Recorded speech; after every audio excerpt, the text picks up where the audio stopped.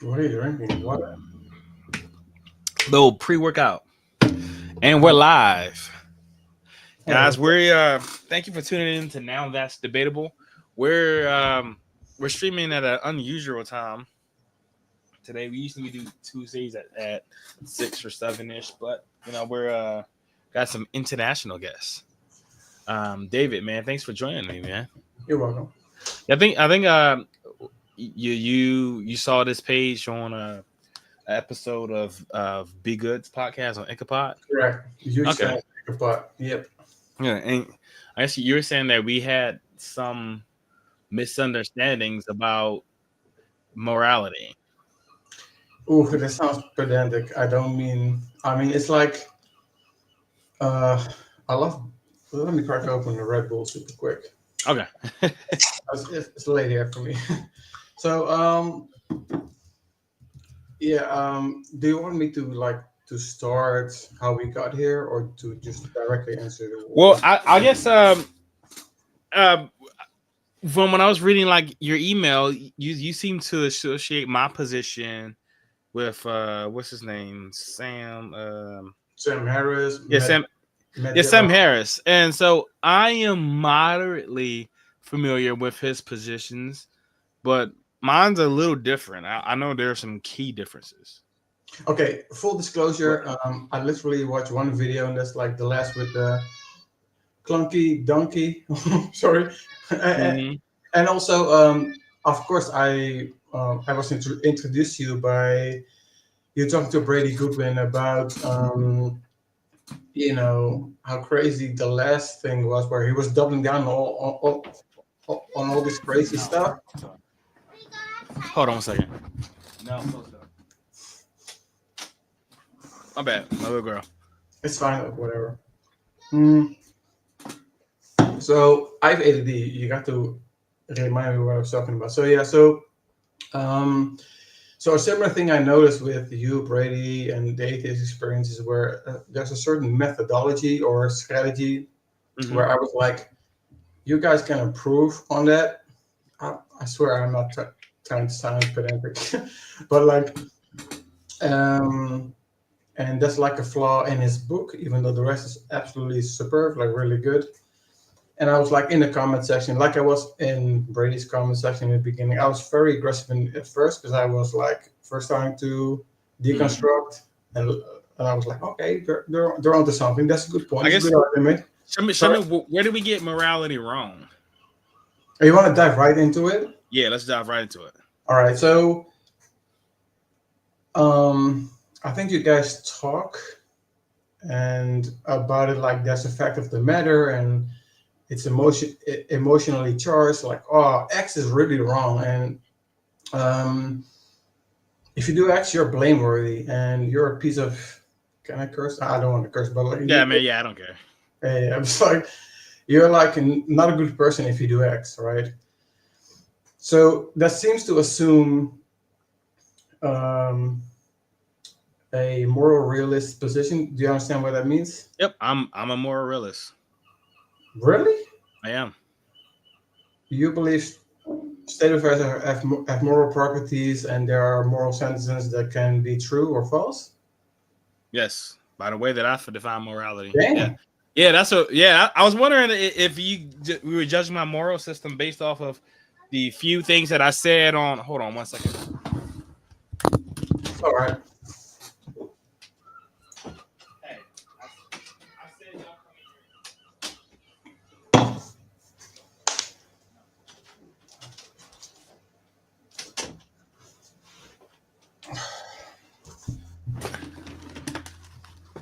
sorry about that. It's all So right. yeah, I was wondering if you were judging my moral system based off of I guess the little that I said about it on Ichabod, or if you Yeah. had seen the videos. So like, cause it I'm sorry. Yes, I'm basing it on. Sorry, I'm switching to English mode in my brain. I'm Dutch. mhm. I need to articulate slow and correctly. Um, I'm basing it on what Brady said, what a lot of YouTube atheists say, and what I think uh, Gotcha. the sentiment that you So expressed. Yeah. I can't speak on about what other YouTubers say, especially Fair. like AP Fair. Experience. Like I really don't even watch that show. Um, Fair. yeah, and I know a little bit about B Good's position. He actually came on a podcast one episode, and we Did discussed you read the book? morality. Did you read the book? Like, No, we didn't talk about the book. But I just wanted to know where he was at with I thought morality. that was like it's like very good for a non-philosopher, like good reasoning, but the morality part was like a chink. What did Drake said with in terms of Kendrick or like in the debate, like a chink in his armor, like it's like a weakness, like Yeah, you know what I mean. So I think that was a weak I, part, and I see sure, that I see that constantly among sure. Asians. So, but let's talk about my position though. Yeah, okay. Okay, Which, so which I'm unfamiliar with. I'm surprised you are a moral realist to be sure. yes. So, yeah. Mhm. So okay, I my moral system is enact is moral if it contributes to well being. And for well being, I have these prongs. I consider health, wealth, happiness, safety, security. Though all those five prongs constitute what we would call your experience. Isn't it consequentialism? No. And not sure. We just lost the connection. Hopefully he'll be back on in a second. He is streaming from across the planet. But guys, yes, we're streaming on a Saturday afternoon.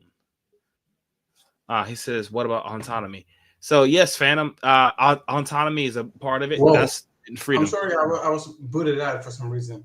Oh, that's all good. It wasn't me. I'm not sure what happened. Yeah, of course. Okay, so But yeah, so go ahead. so health, wealth. When I say wealth, I'm not talking about being rich. I'm just talking about access to resources, food, shelter, clothing, housing, medicine, etc. That's what I consider wealth, right? So health, wealth, happiness, safety, freedom, security, and All so things that contribute to human flourishing, I guess, right? now well-being. What is the difference? So well-being is specifically about a person's well-being. I'm not talking about society, humanity as a whole, or humanity. So because you run into problems, right, where you could morally do something to an individual if humanity's flourishing benefited. That I consider that immoral. So like here's something like absurd, right? So think about what Hitler was saying about the Jewish people in the 1930s and 40s, right? Let's say all of those stupid things that Hitler was saying, we know it wasn't true, but let's say that it was. And society would actually benefit if all the Jewish people were eliminated. On my system, it would still be immoral. Even if it did result in some net positive for human flourishing, because it violated the well-being of Jewish people. You see what I'm saying? Yeah. That's the huge distinction. That's why So it's not about human flourishing. It's about well-being, and it's not even just about humans. It's immoral to kick a puppy. I could, objectively, yes, by the way that I'm defining it. because you think it's sad and that would afflict that would Not that I think it's sad. If you kick a puppy, it's going to it, harm the puppy. That's it an will objective fact. right. So But so the way I feel about it is totally irrelevant. It's a fact. You kick a puppy, it will harm the puppy. In reality, the puppy will be harmed if you kick it. okay, so Therefore, it's immoral. I'm just Period. writing this down as we speak. Mm-hmm. As you know, in the emails, because I told you I want to prepare. Like I'm I'll, freestyling this for sure. Yeah. yeah, all good. All good. Okay. I'm just telling you what my system is. Yeah. So that's My like system is totally objective. it's it's a bit confusing. So what seems to be objective are how can I say this in English? The objective natural facts, which are like facts don't care about your feelings. You know, like this caused harms to the puppy, regardless how you feel about it. And if that's something you think is immoral, then it's objectively wrong. I think that's the move you're making. But previously you said, if I'm not mistaken, that it's not about what multiple people think is right or wrong. It's about personal well-being, like you, the individual. Is that correct? So it's about the objective facts. So well-being is the standard, and whether something contributes to well-being is a matter of is an objective fact, right? So like if I were to take a gun, shoot you in the head, you would be harmed. That's a Yeah. fact. Okay. Okay. It doesn't matter what anybody thinks about it. You, So you I could actually believe, like, what if I went insane and I think that I'm doing you a favor by shooting you in the head? I think I'm doing something good. My opinion is irrelevant. It doesn't matter what I believe. It doesn't matter what anybody else believes. This is why we could call slavery immoral, period. Because slavery distributed to people's well-being, even if they thought it was helping them. They were wrong. The belief doesn't matter. The facts of reality is what matter. so so the problem like I'm freestyling here. So the problem I'm seeing here is that if say well-being is related to the person, the subject, like the individual, Mm-hmm. but then again you're also referring to biological facts that would apply to everybody, then I don't see. So a person, for example, if they derive pleasure or well-being out of torturing somebody for the fun of it, That well, would be immoral because why? being tortured isn't good for your well-being. It doesn't matter if there's For somebody you it else is. that No, gets no, I'm sorry, but for you it is because you derive pleasure from it, and it's centered to the no noble getting subject, which is you. no, that's wrong. So like I can get pleasure from snorting cocaine. That doesn't mean that it's healthy for me. Yeah, like smoking is objectively So bad for your health. yes, even though you can derive pleasure from it. So it's not about what you get pleasure from. It's about what contributes to your well-being. One of those prongs is your health, right? Obviously, it's not healthy for you to be tortured. It's not healthy for you to snort cocaine, even if you're getting some sort of pleasure from that. So what I'm looking at is the objective facts. All right, so man, this Think is about this. Let's say Phantom Max is suicide immoral. Yes, I would say suicide is immoral, but also I would grant the person the right to commit suicide. It's your bodily autonomy. There's a so it's difference. immoral, but they ought not to be in accord with what is immoral. No. So there's no oughts in my system at all. Ooh, I was Yeah, going to bring up the is ought distinction. yeah. There are no oughts. Only is's. But so for instance, like with suicide, right? So it's your body. You have bodily. I'm sorry. So because I have ADD, I will forget this for sure. Um, so moral values are about moral English. I need to talk slow. Moral values are about what. Moral values are subjective, but morality, the way I'm defining it, is not. So, but if you're saying that suicide is bad, right? It's How immoral. So, so? I was about to clear that up. So, because Phantom X asked a good question, and I was about to clear that I up. don't Actually. see chat at all. By the way, So you said you can't see the chat. no, I'm like in Streamer. I don't know what's going on. Okay, yeah. If you log into our not log in, if you just go to our channel Oh, on no, YouTube, that's going to you, be yeah. disrespecting. Whatever. I'm not going to do Okay. it. Okay. Well, so Phantom X, he asked, is suicide immoral? And so the answer is yes, right? Because it eliminates your experience. So it violates all of the prongs: your health, wealth, happiness, safety, security. Obviously, you can't have any of that because you're dead, right? So, but what I do is I grant the liberty of doing that. So, like, saying that you have a right to do something and saying something is moral are very different. Right. So here in the United States, I could walk around yelling racial slurs at people. That's free speech. I'm allowed to do that. Whether that's moral is a very different question. Having the right to do something and whether something is moral are two different questions. I could go to the park and start flicking off little kids because it's my hand. I have the right to do that. It's my hand, right? It's bodily autonomy, right? But that would be It's causing immoral. harm, therefore is wrong. But they're free to do so. There's no odds, right? Yeah. So when we talk about like suicide or like other things, doing cocaine, flicking off people, yelling, saying bad words Okay, to people. I get it. But Yeah. why are you then saying Christian?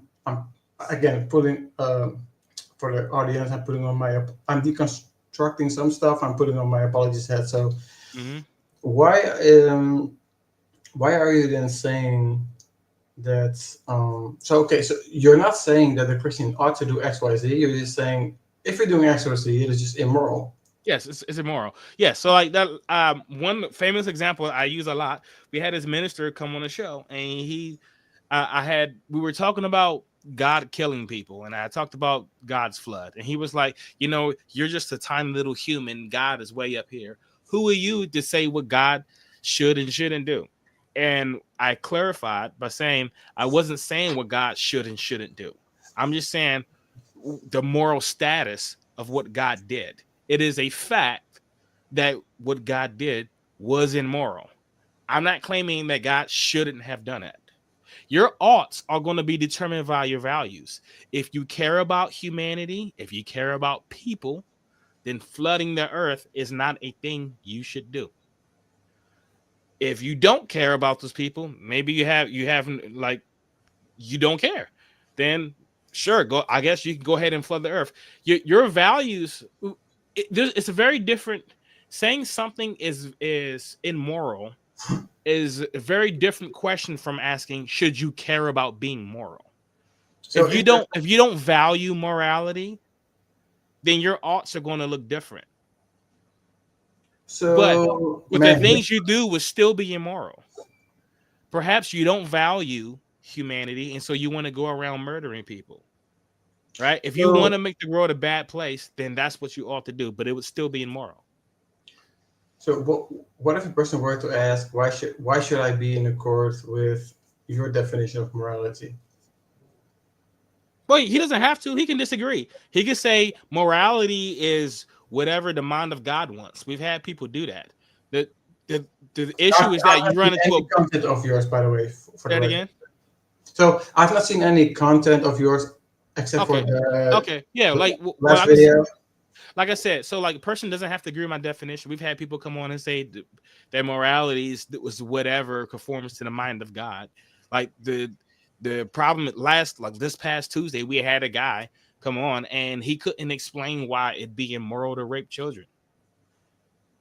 You have if you're saying whatever God does is going to be by definition You can moral. because it causes harm, right? Well, yeah. So Yeah. that would obviously harm children. That's what makes it immoral. But if it's determined by God, as long as God is doing it or okay with it, then it wouldn't be immoral. So let's see. So dang, I did not knew you were going to go this direction, as in like defending your position that I did not expect, and I have to like freestyle. Okay, so but putting on my apologies hat, I would press like I scribble down a note really quick. So you identify morality as that is harmful, right? Yeah. So morality is that which contributes to well-being. Any act that contributes. So if you do something like, let's say, you said I did this thing and it contributed to well-being. What I heard was you did something moral.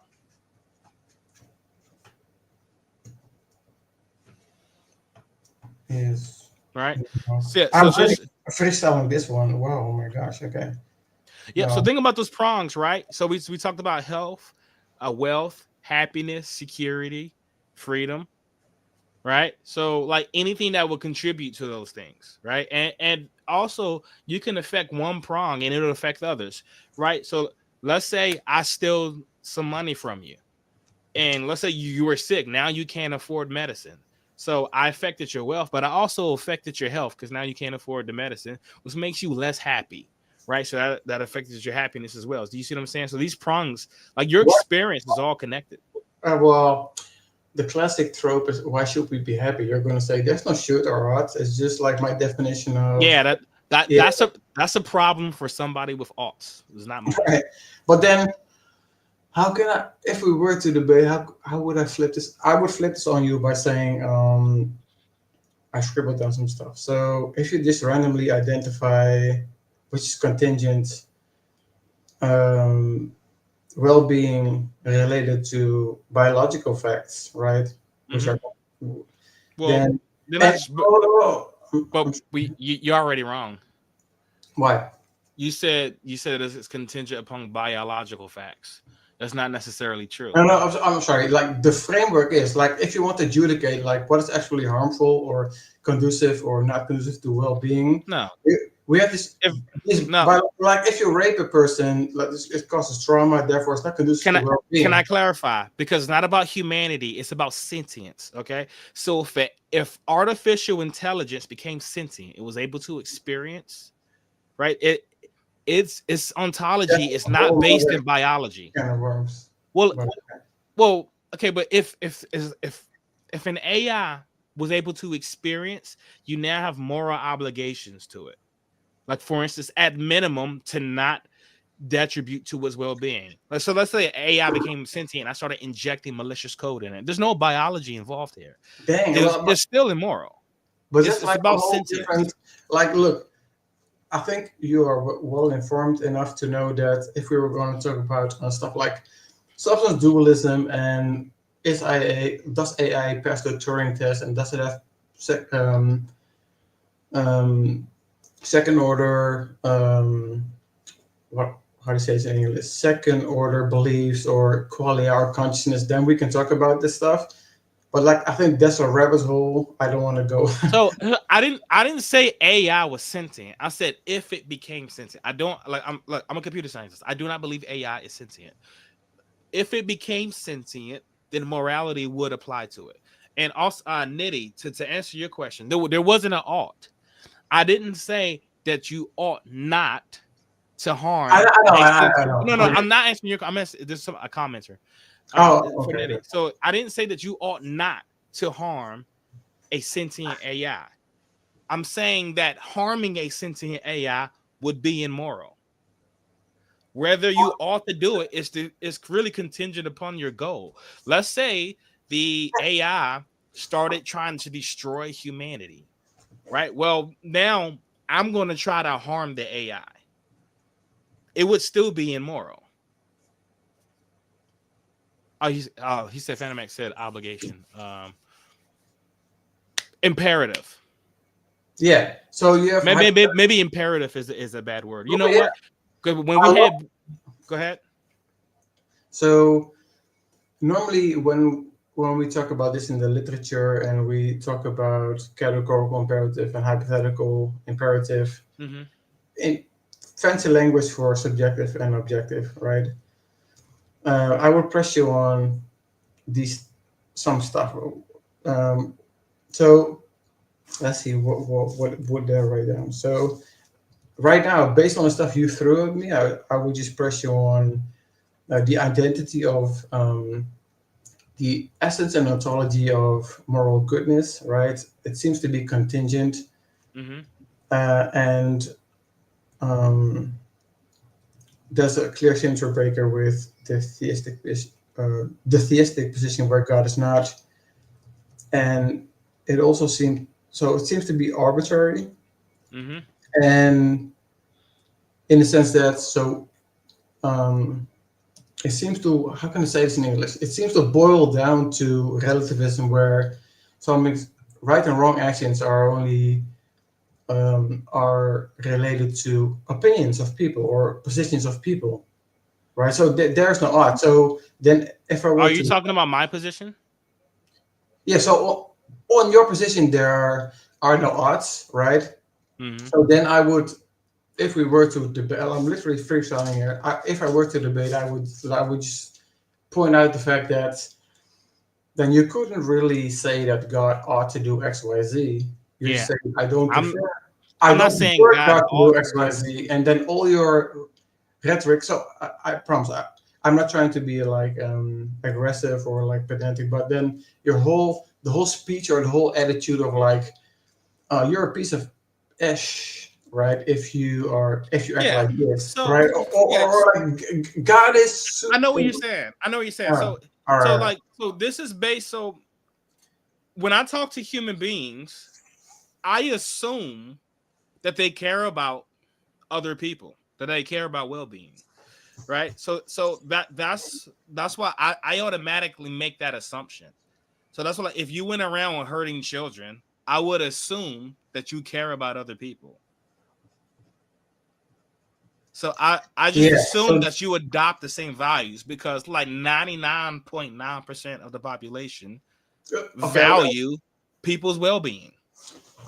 Let me. So Oh my gosh! Like I'm really freestyling here. So I would say two things. So first of all, if somebody disagrees, what are you going to point to adjudicate who, if there's a fact of the matter about who's wrong?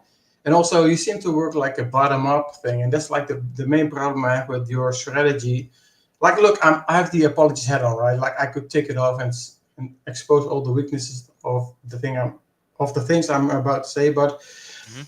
so, if your strategy is to say, well, your moral intuitions, aren't they such that X is wrong? Well, since you didn't read your Bible, this is God condones or But commands X. remember, my system has nothing to do with your intuitions or your opinions or your thoughts. Objective, natural facts, right? Which are conducive or not to I, your you said well-being. Your you well-being. you said natural facts. I'm not sure what you mean by that. Objective facts. Yes, whether it's natural or not, It is a natural artificial, and objective supernatural. fact that smoking is bad for your health or causing trauma to people. Sure. That's what I mean, right? Okay. That's all I mean. Sure. Okay. So for any sentient thing, when we talk about its experience, if you violate the prongs that I described, then what you're doing is immoral. Um, So if How is a let's person blameworthy if they choose to flaunt whatever your definition is? Like, okay, cool story, so bro. yeah, you can that's what I'm saying, like, so you can disagree on the definition. You can say, like, you say that you think morality is whatever God wants. And we have a lot of people come on the show and say Huh. that. Look, okay, super That's quick, fine. super quick, and we can dive into this later. Like, I don't care. So, I think what's his name? Clunky Donkey made a huge mistake there because you pressed him on the youth throw dilemma, and he took the horn where it's like arbitrary or random, like voluntarism, right? Mm-hmm. So that's not the position most classical theists who adhere to maximal greatness would take. They would just say God's maximally great. If he's a moral agent, sorry, if he's a moral agent, which we believe, then therefore he's morally perfect. So whatever he condones or commands is by definition good. So Right. You see so, the so problems with that, right? what are the problems? The problems that means that God could command literally anything and it No. would be good. So Child rape would be good so as long that's as an God interesting. commanded it. That's and Hmm. that's why Kyle kept going back and forth because he was He made like, a blunder. He made a Kyle, blunder. well, Yeah. he kept going back and forth. He didn't know Yeah, yeah, I know. Okay. So he would I do it want to. mid sentence. Oh, look, I swear, well, I shouldn't swear. Like, if I were to prepare for this, like, I would be more like less ADD and more like I would have written out all the issues. But I watched that today in like double speed. But you were brilliant. Like he said, so you posed the Uthro dilemma. He took the second horn. It seemed like, well, whatever God commands is good, which on voluntarism, like William Ockham is like, well, this is arbitrary, whatever. He could commit anything. You pressed him on it, like, well, he can. Well, then he could command rape. He said, no, he cannot do that, right? So it's not arbitrary. So that was one of the first of his contradictions. So later he like fully imploded with the yes, no, yes, no, yes, no. But when you press on the God's the Yes, author of because sin, his position was author of sin. incoherent. His Yeah, I position was know you were incoherent. super smart with that. But Uh, okay, uh, so Also, I want to add that position is incoherent with the Bible because in Romans 1 it talks about how the law been written on your heart. Right. More And intuition. right. Okay. Yeah. So I Yeah. think 99% of the population would agree that child rape is wrong, even if God were to command them to That's do why it. you're moving so smart, because you appeal to intuitions like, um, don't you Yeah. believe that, don't you believe that X is wrong, right? And if Mhm. somebody who didn't read the Bible or is not aware about morality, so who didn't read the literature about morality or like philosophy of religion, you'd be like, yeah, I intuit that X, all things being equal, is wrong. And you're like, oh well, God commands or condones X, then they have to. You're forcing them, smart move, rhetorically speaking, you're forcing them to either reject their intuitions, to say this is not inspired by God, or we have to, like do the pretzel stuff, like the mental gymnastics. Well, you don't understand the context, like, which is Right. Because yeah, that's the problem about when you say that God decrees everything and then exactly. say there are things that are immoral. That means God is decreeing immoral things. Yeah, well, uh, well, I do have my apologies hat on, so I Okay. am I am reformed in theology. So if I were to help my buddy Help them. Clunky Donkey, right? He was like, yeah, like he's the author, and he's responsible, Hmm. but he doesn't. So the thing I think he struggled with all the I don't mean to shit on him or to be rude, but when you say the author, it intuitively it seems like he's the direct cause of sin, right? Yeah, Which and he would be even on his own, like even by his own admission. Because I asked him, does God is God the author of sin? He's like, no. And I said, where yeah, does sin? I asked him, where does sin come from? He paused. He said, God.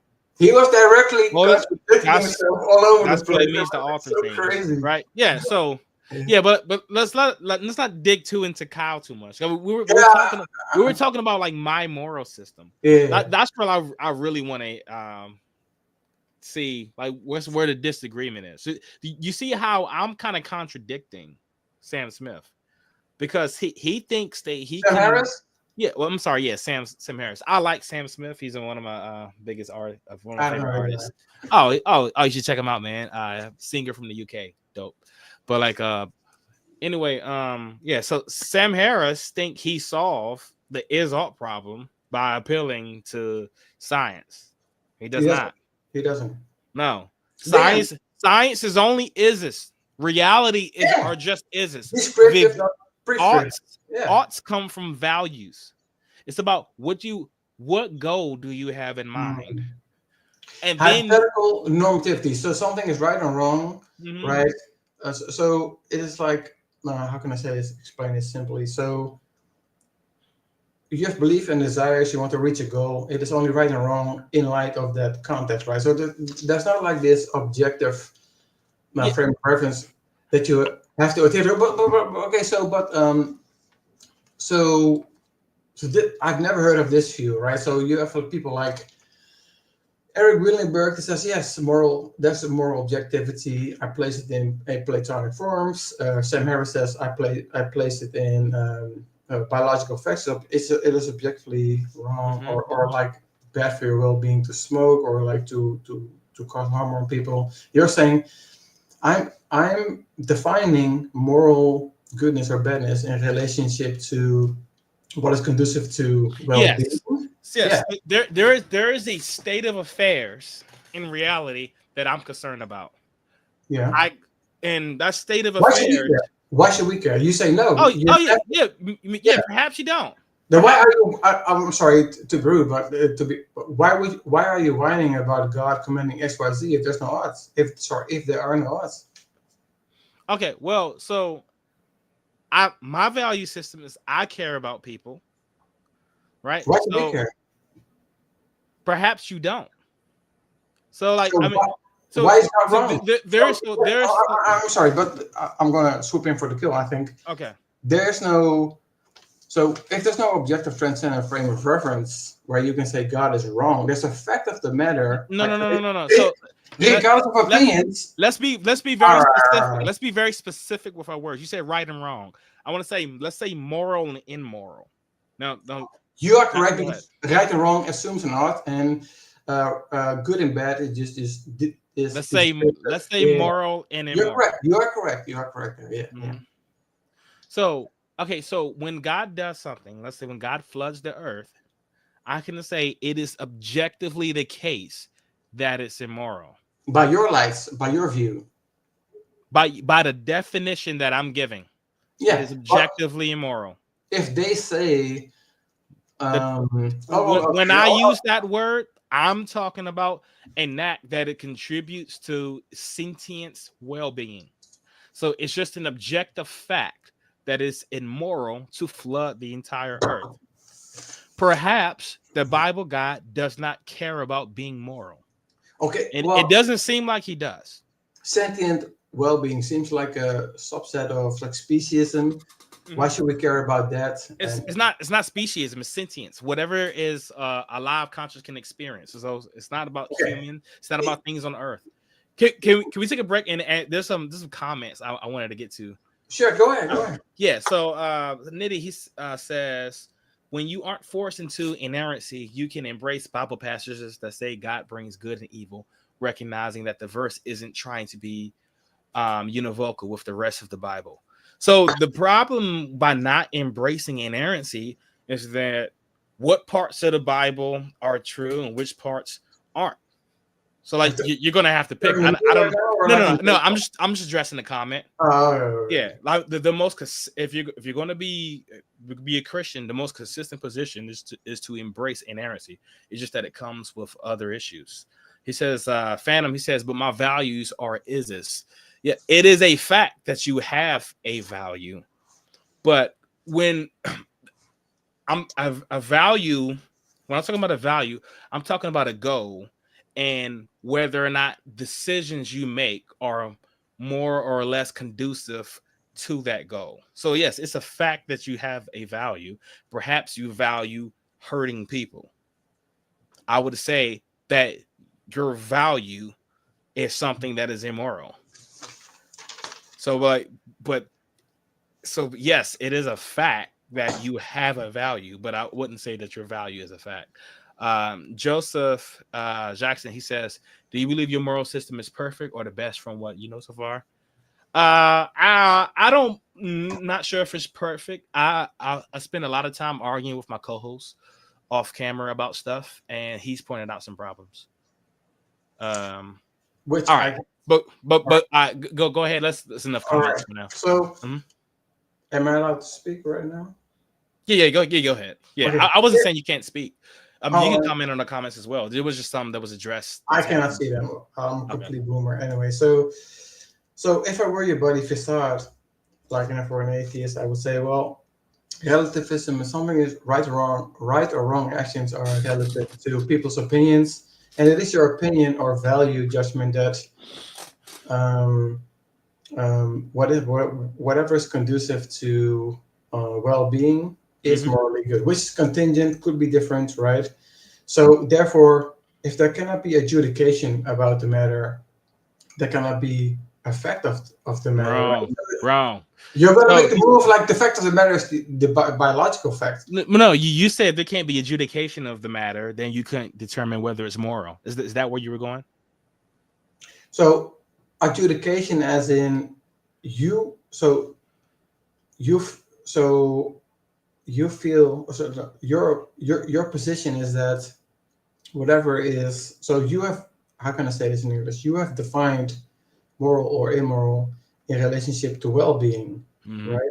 Which Yep. seems to be a contingent thing that could have been different, or people can disagree upon. Yeah, So that's fact. what are you going to appeal to adjudicate the matter to something? Sorry, Reality. And how do that you investigate reality? Like you're gonna do some science. that seems to assume the point of issue, aka question begging, How was the question, Megan?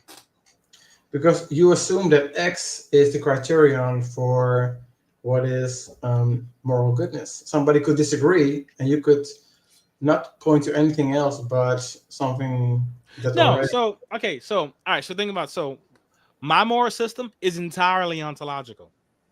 It doesn't matter. Your epistemology is irrelevant. So I could be doing an act and it's immoral even if I don't know it. It'd be immoral even if no one knows it. Well, but then, well, again, I guess I'm repeating myself. But if it's all descriptive and not prescriptive, why are you then? Why? What is up with this charge or this indignation about? Oh man, you're really a piece of ish if you believe this, or Bible God. So you Yeah, would. so Oh, I'm super quick. So you would at least acknowledge that the rhetoric is such that Bible God is immoral, right? yes, he And is. don't you agree? Appealing to moral intuition pumps. But if there's no art in your position, you can never judge God or say that's a fact of the matter I about can't. God. I sure can judge God. I can say that it's immoral. I'm not saying what he ought to do. I'm just saying what it is. So when God floods the entire earth, it's immoral. Why can Fact. God or people Where not just ignore that if there's no categorical imperative? say that one more time. Why could people or God just not ignore your They opinion? can, and he does, right? Checkmate. They, Then yeah, he can. So exactly, like I obviously I'm not God, right? I can't control people's actions, right? I can't make everyone be moral, but and just because I can't control what somebody does, it doesn't mean that what they do is moral, and it doesn't mean that it doesn't matter. But how is that relativism, which is a non-moral realist position, It's not when, relative. when it's when it is when you are banking on your definition of well-being? Somebody might say, "Well, I love to torture people for fun, and that's conducive to my well-being." Yes, but it's about well-being, period, not just his well-being, right? So you could do something bad to me and you could derive pleasure from it, or maybe somehow it contributed to your well-being somehow. It would still be immoral because it detributed to mine. But It's you about cannot well-being, period. say on that view in a deontological sense that it is intrinsically wrong. There's no possible world where torturing people for fun could be right. It's only in relationship. Sorry, it's only in relation to my account, my position on what I think. So so Go ahead, go ahead. think about this. So any word we use, it seems like I think the hang up is that the word I'm using is subjectively defined, as all words are. Which Right. is contingent. It could be different, right? Right. Evolution So okay, could be so just that you had a different opinion. sure. If I say that a foot is equal to 12 inches, is that objective or subjective? So 2 plus 2 is 4. The law of non-contradiction Maybe. obtains. Depends on what you mean. I well, oh, okay, okay. So the So point here is under also the coherence theory, 2 plus 2 is 4. The correspondence theory, that might be false because 2 doesn't corresponds theory exist, 4 doesn't exist. of truth, right? Yeah, the correspondence theory is that a propositions that correspond to reality are true. So, But so, 2, 4, and 4 don't exist. so the There is point. no 2. There are things that could be described with a 2, but 2 doesn't exist. So on Christianity, right? Hmm. Again, apologies head on. Sure. There are independent of your opinion or position facts that we discover to be true, whether it's 2 plus 2 is 4 or the law of non-contradiction. Such is the same with it's always wrong to torture a child for fun, right? So which would appeal to the intuition most people have? Yeah, Yeah, yeah. and there's a huge yes, and like there's a lot of overlap between intuition and my moral system. The vast majority of the things that you would call immoral, based on my definition, would correspond to most, at least Westerners, European Westerners, of morality. Like we'd agree that like if you live anywhere in Western Europe or in North America, you're gonna say that slavery is wrong, rape is wrong, murder is Yeah, wrong, that's theft is my wrong, all kind of point. stuff. Yeah, so It's yes, relative. so It's relative. there's a lot of overlap. There's a lot of overlap here, but because of the reason that overlap, the reason why there's so much overlap is because for the most part our values are the same. We care about well-being. We care about people. We care about sentience. Like Who if you cares see about what you care about?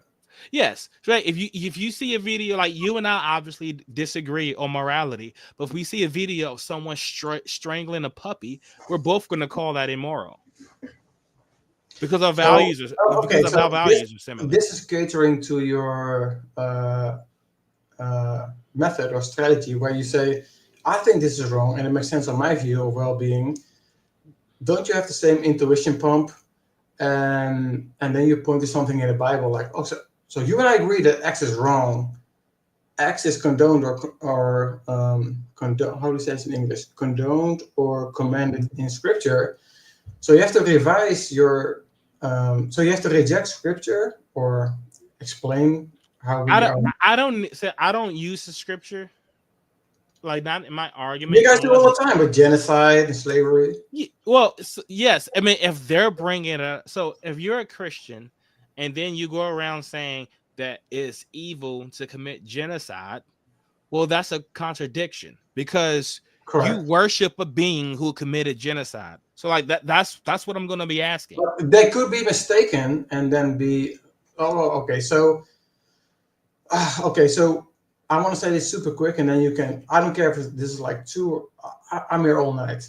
I don't care. So, but I wanted to say. So the whole point I was coming on here is to say that um, there could be a Christian apologist that would make a certain move, which would completely render you toothless, right? With the whole bottom up, like as in, oh, don't we share this intuition about X being wrong? X is in the Bible. Well, therefore, God is immoral. Bible God is immoral, or you have to reject divine inspiration or do the mental pretzel thing, So, but on maximal greatness, which excuse me, let me get some water.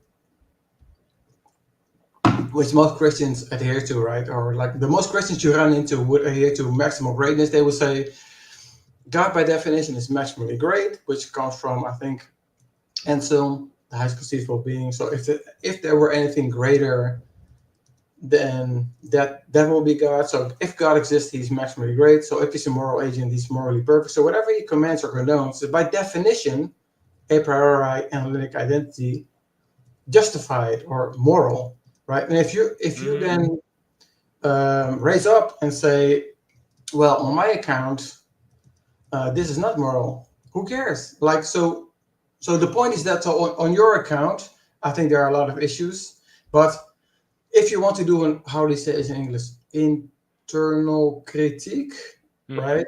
If they say, well, God is omnimax, God is maximally great, then whatever, if we do a Bible study or hermeneutics, whatever he commands is just by definition good, and then you are rendered toothless. So that's why I think you said I'm rendered toothless.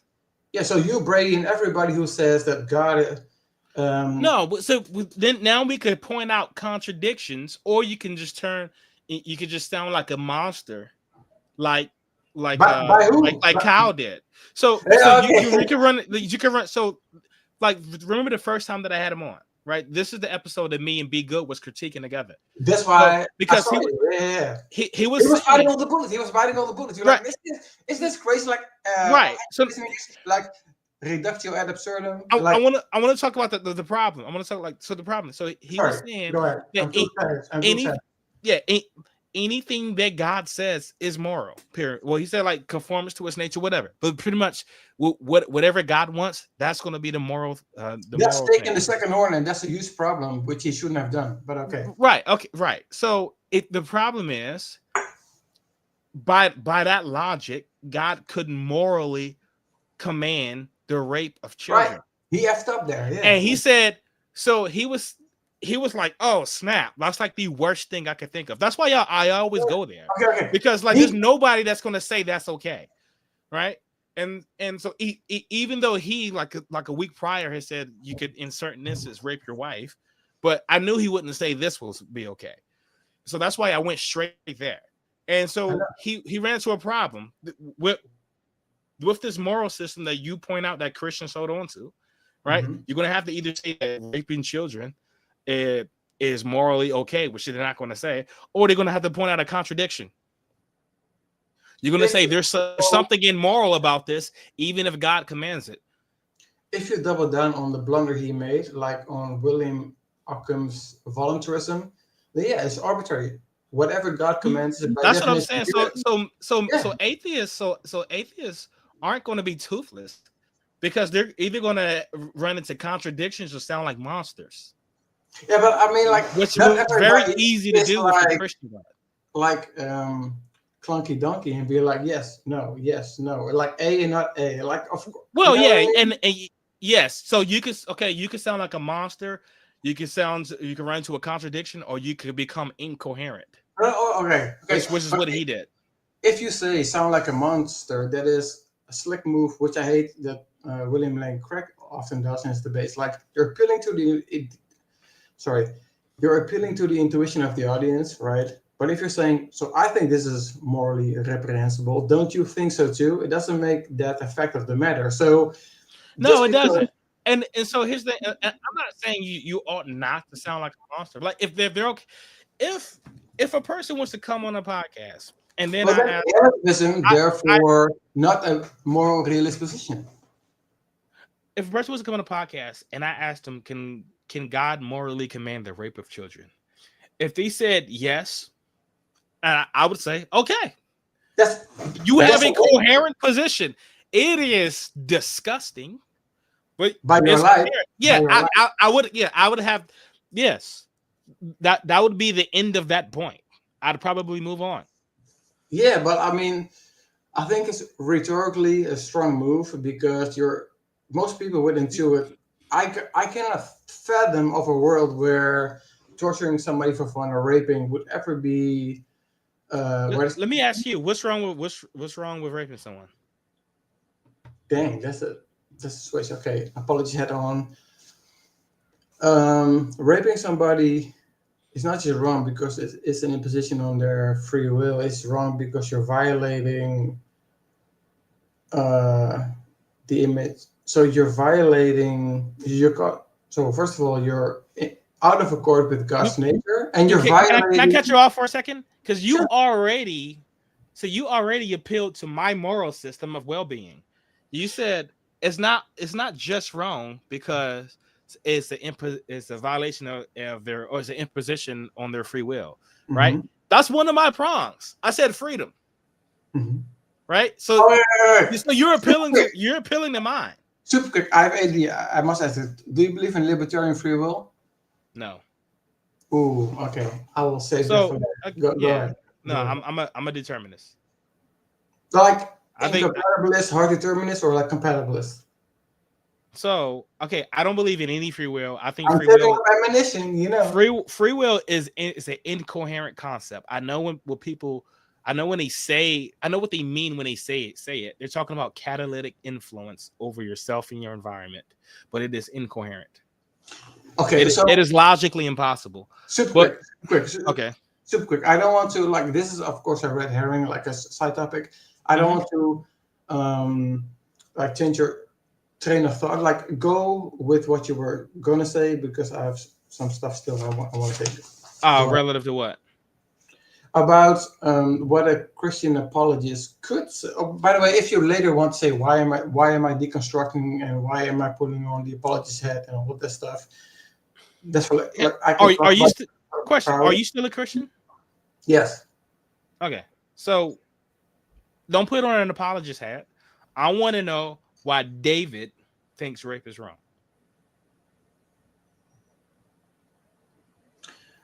This seems like some Justin deconstruction zone type stuff, right? Yeah, just tell me, why do you think it's wrong? So, David, what did you say? David, the king of the Bible, thinks rape is wrong. What did you say? Sorry. No, I want to know. So the name that popped up is David Dutch. Yeah. Okay. Yeah. So that I want to know why you think rape is wrong. I don't put on an apology. Okay. Don't pretend to be someone else. No, see, I'm asking you, why is rape wrong? All over the place. So, but before we close off, let me address the main point I was on. So, but I'm playing Bible fetch. I'm playing along, right? I'm putting on the apologist hat. Well, So I'm still a Christian, but there, as you know, there are progressive Christians that will say, well, some things are man-made, and I if don't care about what they say. I want to know, why do you think you're I'm, still a Christian? I'm saying there are Christians that will say, yes, of course, this is wrong, and blah blah blah. Well, okay, so Everybody agree. you're not like Most tackling or excluding all types of, or like having this type of knockdown argument against all Christians. But okay, the point is like, I'm um, talking specifically to you. What yeah. is wrong with forcing sex on somebody? Okay, so what I would say is that you're violating somebody who's made in the image of God, and So if they weren't made into the so quick, let me finish because okay, as you know, as you know in the emails, like I wanted to do this a few months later, but I'm freestyling here, right? So, mm-hmm.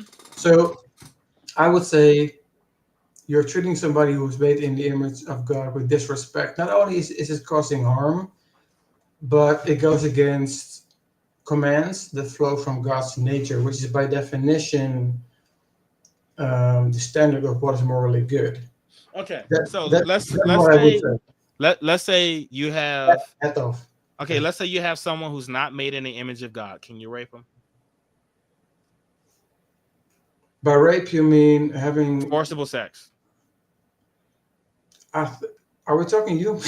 Are we talking you? Anybody, let's say somebody's not made in the image of God. Can you rape them? So You said I asked. So David, hold on. I asked you what is wrong with rape, and you're saying you're violating someone who's made in the image of God. all right. So I want to know, if someone is not made. Let's hypothetically speaking, somebody walked in. Well, somebody walked in the front door who was not made in the image of God. Could you rape them? So there's a spectrum from a flashlight. I'm freestyling here. From a flashlight to a sheep to Don't freestyle. Just tell me what you think. yeah. You said you're deconstructing. Okay. So I want to rip this apart right now. I'm freestyling in a sense that off the cuff. I'm trying to say. I'm trying to give a response. So it's wrong if somebody's made in the image of God. So a flashlight isn't, an animal isn't. But I will still say it is wrong because sex is made in a very specific context between man and woman. Okay, I'm going to get so much hate for this. Man and woman in the confines or context of marriage. So if you do it outside, it's going to be missing the mark. So let's just say you that. Know what I mean? You know what I mean? Okay, but let's just say that then. So the problem with rape isn't that they're made in the image of God, is that you're doing sex wrong. You're supposed to marry them first. Not just wrong, it is immoral because it goes against the nature and commands of God.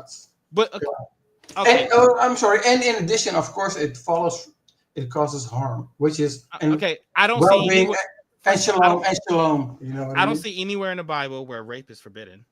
But but let's focus on the specific reasons that you gave for you said you could rape someone. So we asked about why rape is wrong. Initially, you had said because you're violating someone that's made in the image of God. Yeah. Now I said, what if someone wasn't made in the image of God? Would it be okay to rape them? And then you went to the fornication thing because you're not married. Okay. Yeah. So the issue with rape isn't that they're made in the image of God. It's really about fornication then, right? Is that your position? Because you're not married. It's more about because I'm confused. Why do we bring up the image of God thing if the issue was you're not married? Look, I have ADD. I need to get my thoughts out, but I will just forget it, right? So it's more about missing the mark in terms of what sex was intended for, right? And you're sinning in terms of missing the mark and not being. Okay. Let's change it up a little bit. Let's say it is an object. You're gonna rape them with an object, with like a lead rod or something. Can you do that to someone who's not made in the image of God? No. Why not? I would refer to teleological notions in terms of what sex is used for. No, you're not having sex with them. You're sticking a blunt object up them. Well, so that would violate. Man, I'm really freestyling here. So that would violate the concept of love God and love. Well, it doesn't apply to non-humans, right? So I would say um, you would violate God's creation and cause harm, I Oh, guess. so causing harm, that's what makes it immoral. That's my Right. system. No, because Oh, your let's system. just say that. No, What? no, Because no, no, no, no, okay, no. I got a symmetry break because on your system. By the way, I believe in evolution, which is why there's like this whole. I guess a lot of slack for that, but on your view, um, whatever causes so whatever causes harm, right? whatever In violates well-being. So raping somebody with an object, with like a pipe or something like that, would violate their well-being. right. So if you cause harm in that sense, they would probably say that is causing harm, which is not justified in the context of righteous judgment. So therefore, it is illicit or immoral. That's So, what they David, would say. here's the thing. So, think about this. Like, so I'm asking you a really simple question, right? So, like raping somebody with a blunt object, right? If I were to just walk up to you on the street and ask you if that's wrong, yes, you immediately know that's wrong. Now I ask why, and now you seem to be struggling because it seems like you're trying to find a reason to say that it's wrong without appealing to my definition of No, no, well-being. no. I'm talking about agents, right? So obviously, if you Mhm. were to stick it in like a pile of mud, I don't care. Or like if that's why Sentient. I'm talking. It only no, applies to sentient. I want to finish this, right? So Okay. I mentioned the spectrum from inanimate objects from flashlight to full blown imago Dei, right? So it depends on where you land on what is a sentient being, right? So I would You. say I'm talking about you. So there's I don't know. Just there's a sentient being not made in the image of God. I don't know. Say they're an alien. They're green, and have bulging eyes or something like that. Can you stick a pipe up where their orifices? what are you saying? This is crazy. Yeah. I mean, it's just, to me the answer is easily no because it's not good for that person. It's not good for Well, that alien. This is an well, easy answer, but then Christians struggle with this. I would revert. So if it's not like a clear person made in the image of God, and if it's like some type of agent that's not made in the image of God, well, I guess I believe in evolution. You could relate this to hominins in the chain towards. I mean, Um, I don't know. I'm not sure what the image of God means. I'm not even. I don't even sure what that well, means. oh Like, my God, does God that's have like a forms? whole Does, separate, like does, three does, hour separate conversation. But well, okay, what so the Bible isn't clear about what the image of God is. Does God fart? Does God get horny? I mean, there's a lot. The- okay, I so don't know. I'm not sure wait, what wait, that wait, means. okay. I Uh, when I hear the word simulate- image of God, I don't assume that God is like in exact replica of a Homo sapien. I don't think that's okay, what most Christians would mean by that. But I'm so whatever you mean by it, whatever you mean by it, I just want to strip that away. I want to strip that image of God part away from them, and then ask if you do something really grotesque to their health, would it still be wrong? That's all I want to know. Um. So if this person, are we talking about persons or just a sentient entity? Just something that's not made in the image of God. I don't care what alien from Mars. He Then shows up. He's not made in the image of God. He I says so he says, "Hey David, now can you take an axe and chop him in the head with it?" okay. Well, I Yeah, guess then would it be moral? okay. So then the issue would become, even though this entity is sentient and not made in the image of God, can I cause harm? Then um, I guess this is like a neutral thing because they're not non-moral agents. You said it would be neutral. So I okay. So a Martian walks up to you, speaking languages just like I am. He says, "Hey, David, nice to meet you." You take an axe, hit him in the head with it. Guts is coming out. He's laying down in agony, and you're saying that is morally neutral. So by neutral, I mean like the killing or harming is not by definition wrong. It depends.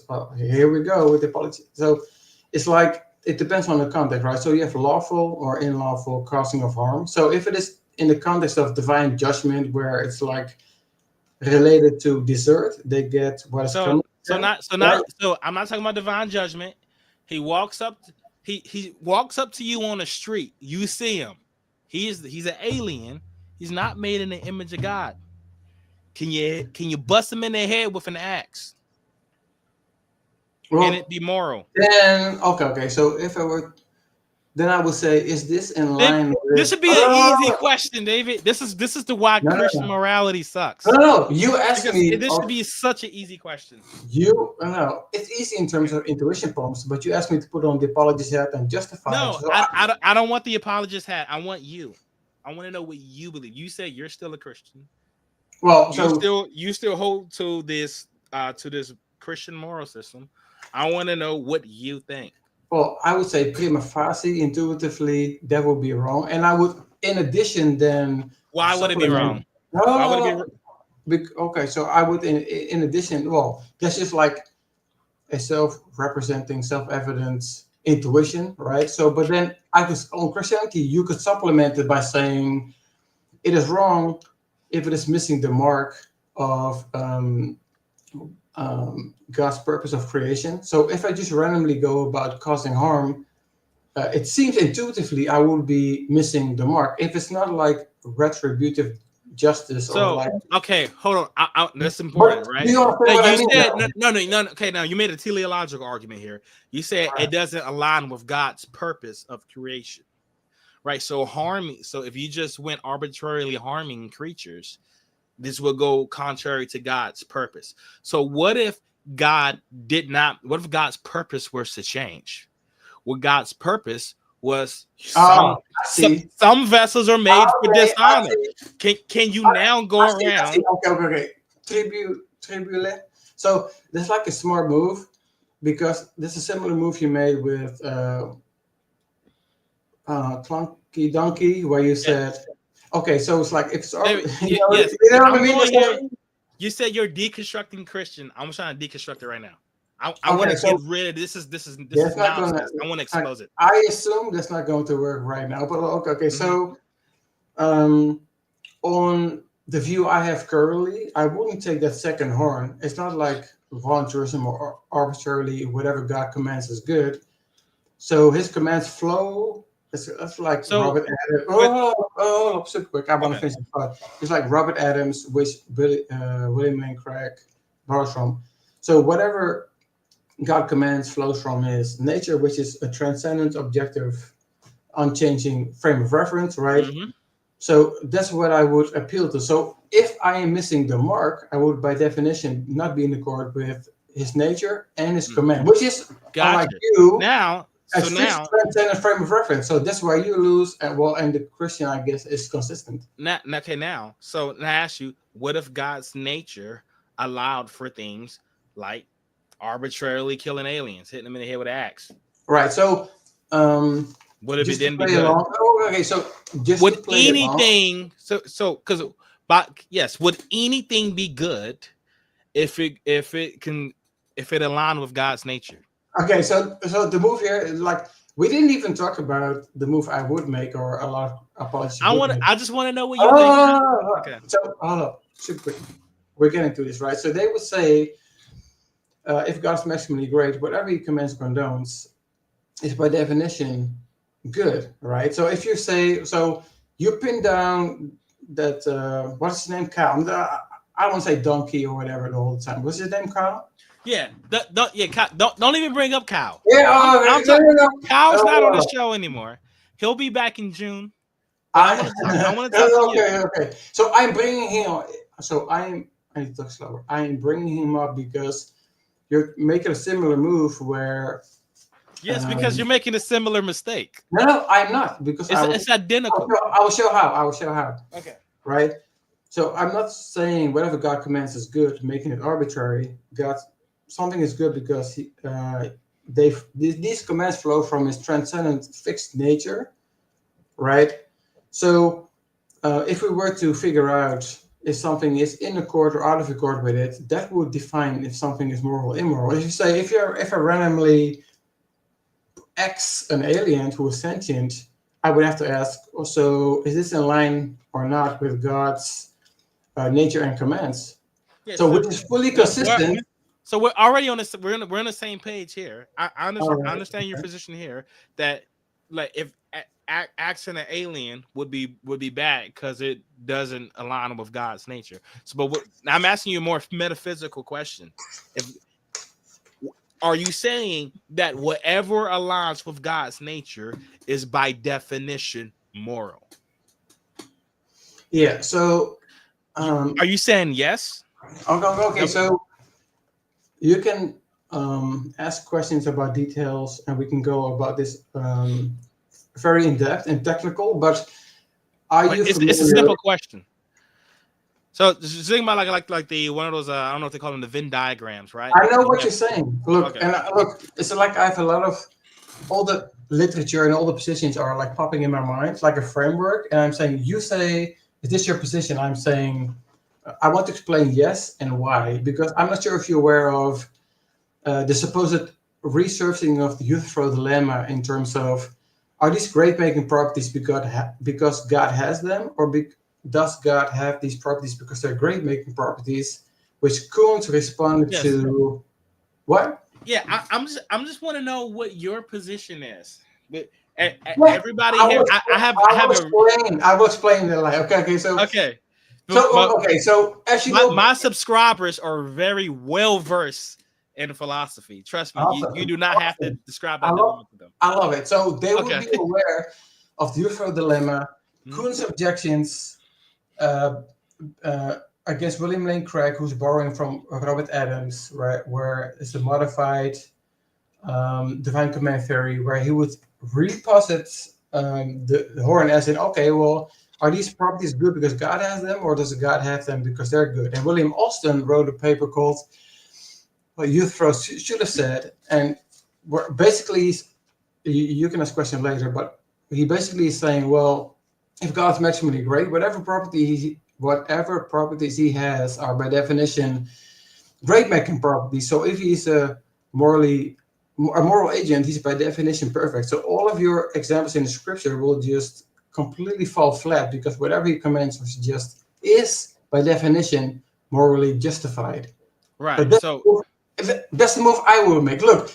Okay. So now I have a question. My guy, Triple A, super quick. I can put off the hat and say I'm deconstructing and this has issues and there are responses to that. But for now, I'm, as I said, I want to point out something you guys, I think, could not respond to. Go ahead. Okay. Do you see the moral absurdity in that? What is the absurd contradiction, or are you appealing to intuition? By saying that anything that God does is going to be definitionally moral. It just follows from the concept of maximally greatness and moral. It logically follows. Yeah, it logically follows, but it has some consequences that I don't think you're willing to accept. I'm sorry, but all you have then, so I'm not trying to be rude or predictive, but all you have then is to move from bottom up, say, my intuitions are such, and you don't agree with my intuition pumps, then it's an rhetorical win, or in terms of appealing to moral intuitions, but it's not a logical defeater, right? At all. No, it's not a logical defeater. Right. So when if you want to say that God can morally command child rape, that is not incoherent. You didn't violate any logical absolute. That is to take the second. I would say, yeah. I would say that is a stupid moral system, but it's not incoherent. A moral system doesn't have to have a contradiction to be stupid. Right. You could say that morality is whatever contributes to speed. Right. So whatever action is the fastest is going to be the most moral. Whatever is that could be. we have to be concise here. Mhm. Whatever is in accord with, whatever is in accord with God's nature and His commands, right? Yeah. Right. So that is my position. So you would say, well, God could command rape, right? So and Kyle It, tried it would to, definitionally be moral. yeah. So hypothetically, definitely that would be true, right? And all you're doing there is appealing to, wow, um, X, Y, Z, or sorry, X could never be wrong in any possible world. Don't you intuit that too, right? So, but you're appealing to human intuitions, right? So, No, I'm using it. I'm appealing to the definition you gave. no, that You cannot be the said case. That cannot be anything. the case because my definition is, Your oh, definition was whatever aligns with the mind of God, right? no, it's a meta. It's like an ontological claim. Goodness, the essence or nature of goodness is just it's God's nature, and you can flesh it out in virtues, which Okay, can be so expressed, which can be expressed or revealed to us, which is like an independent thing that we can just discover, regardless of our opinions, right? So that is completely consistent. If you were to say, well, if hypothetically God were to command X, doesn't that go against your moral intuition that it wouldn't matter. It wouldn't matter if it goes against my moral intuition. so that According to your definition, it would be good. yeah, so all you have then is like an appeal to moral intuitions without the No, science. you have the definition of what good is. And that's whatever God wants. Whether we know what God wants is irrelevant. That's an epistemic issue. The Right, ontology of the moral system you gave is that which aligns with God's moral nature, with God's right. nature. And So then anything that aligns with that that's what it's going to be. right, Even so and it could change. We know through the Bible it does seem to change. so it takes the fang or the strength out of it in terms of um so it takes the strength out of it in it's by definition true whatever God commands is right or justified. And all you have left is like these intuitions Uh, about So when you say this by definition true, like all we've done is like define the word, right? So a definition is going to be true by definition because that's how it was defined. it's trivially true. Like a triangle has three sides. Yes. It's Well, an yeah, a because the way we priori. define triangle is definitionally true. And so then if we say that what's moral is whatever aligns with God's nature, then whatever God's nature do is gonna be definitionally moral. Right. That's So, that's just the way it works, and but what that would include anything.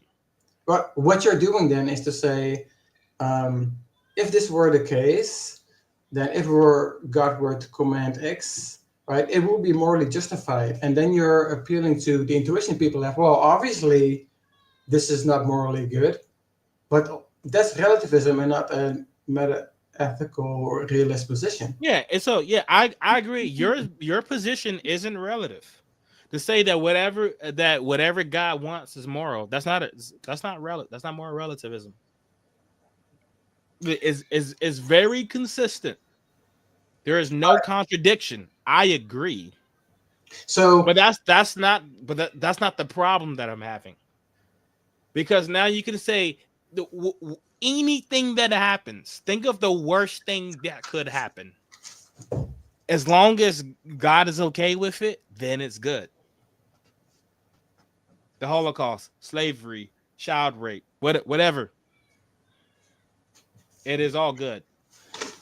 yeah, so the issue I see there, and this is a very not to like um, avoid the issue, but this is a very technical discussion about what is a grade making property and does it rely on or in terms of what degree is it informed by our moral intuitions or is it um, something regardless of our moral intuition something that is discovered, right?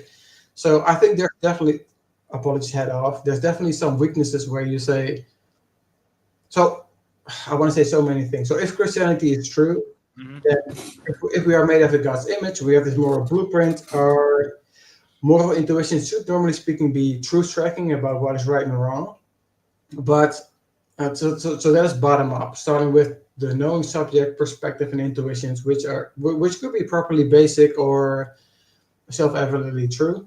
But if we want to adjudicate um, right? Then we need an external frame of reference. So the classical theist would make is um, maximal greatness, right? Where you move top down, where you say by definition something is good because it's God's nature in terms of ontology and epistemology. Uh, So okay, well, I'm almost done. I got a question. Okay. Super quick. I'm almost done. If I have ADD, I will forget, right? So if you then say something is good in terms of ontology because it is in relationship to God's essence, um, you're moving. So you are moving top down, right? And then you're saying, okay, so what is good? We're relying on revelation, right? So whether it's like rational introspection, intuitions, or scripture, that's something separate, right? Which you acknowledge. So long story short, like it is internally consistent when people have appeal to maximum greatness. Yeah, And and again, so that I don't. yeah, Yes, internal consistency means there's just no contradictions, right? all have, That have.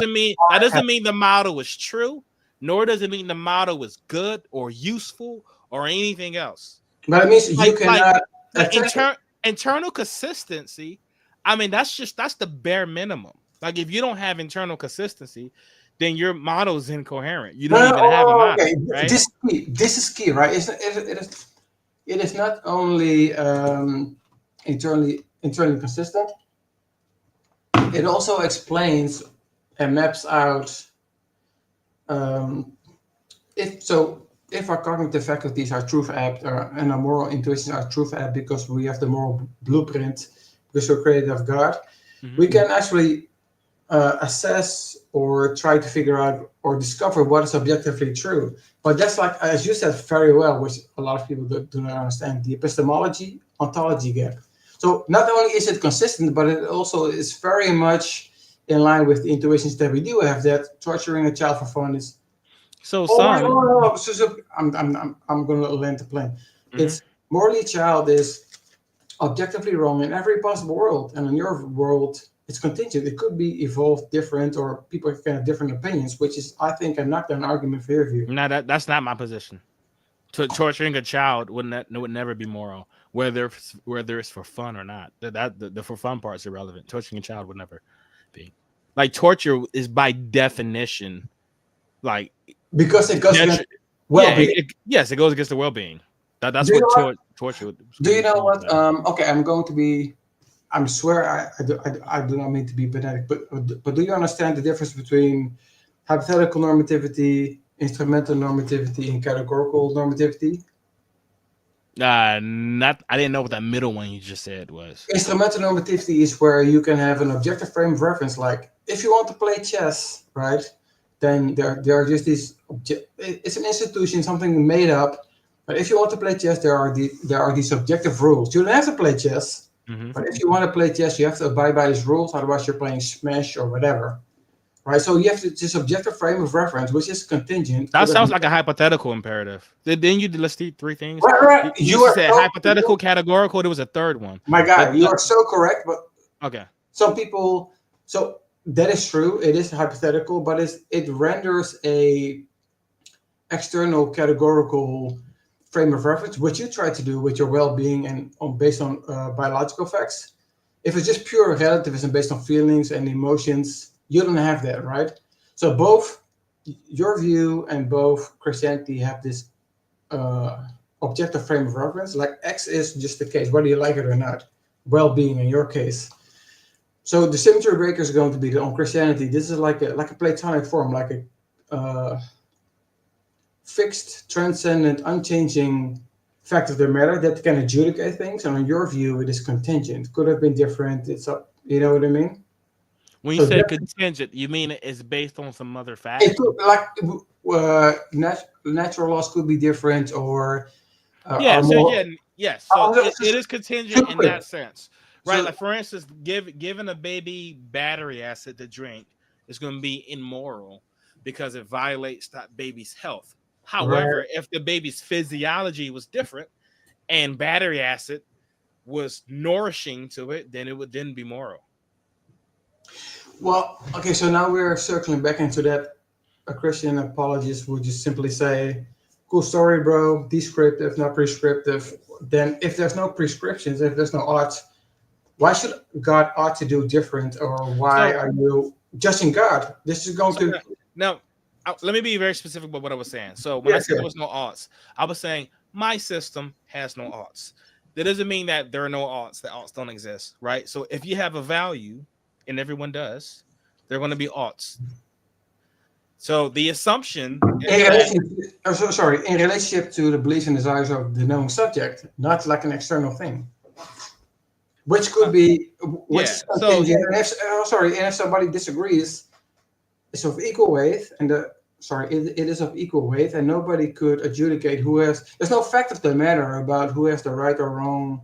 value. Um, yeah, Values are going to be inherently subjective. that's going to be like There is no objective value. That doesn't that's exist. going to be like I think Yeah, like that the, objective value the is like killer saying this. blow Say to it your again. view. That's going to be like the killer view of your blow. So yeah, an objective value is like saying a square circle or a four-sided triangle, right? There's no such things.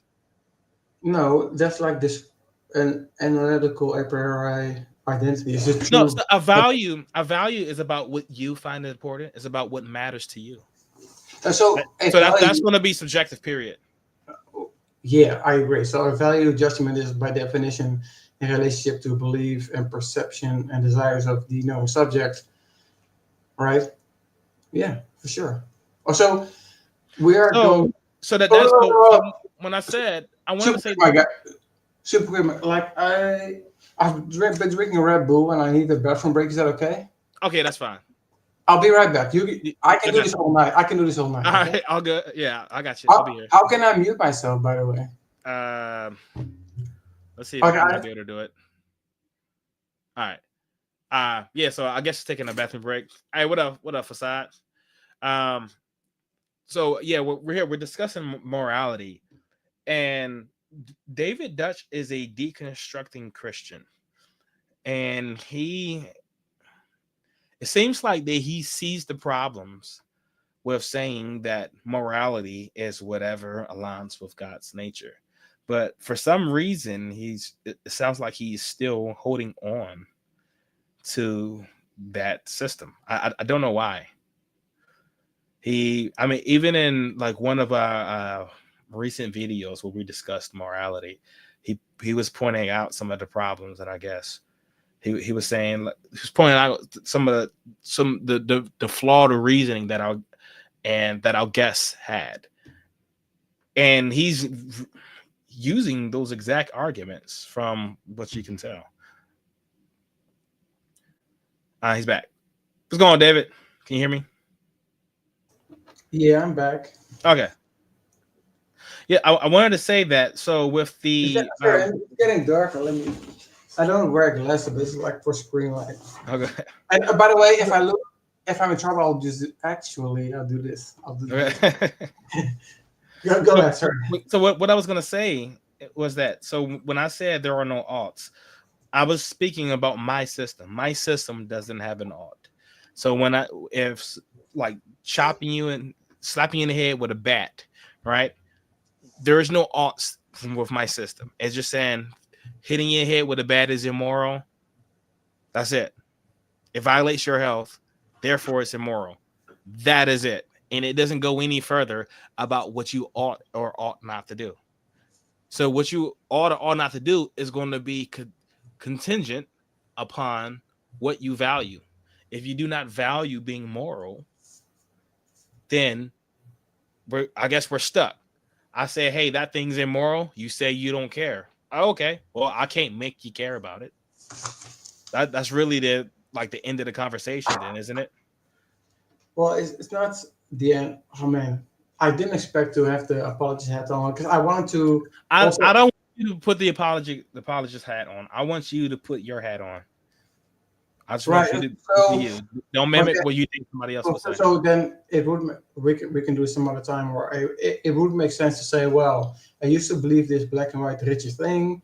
I did some study. Now I'm like more progressive, and I've changed my mind and stuff now. But just like I love Brady's channel so much, where shout out Ichabod, where he says, if I were to put on my Christian hat, I could um, respond to this objection by such and so. If I were still a Christian, right? So this I get so much.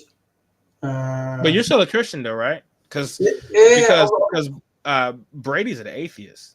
I know, I know.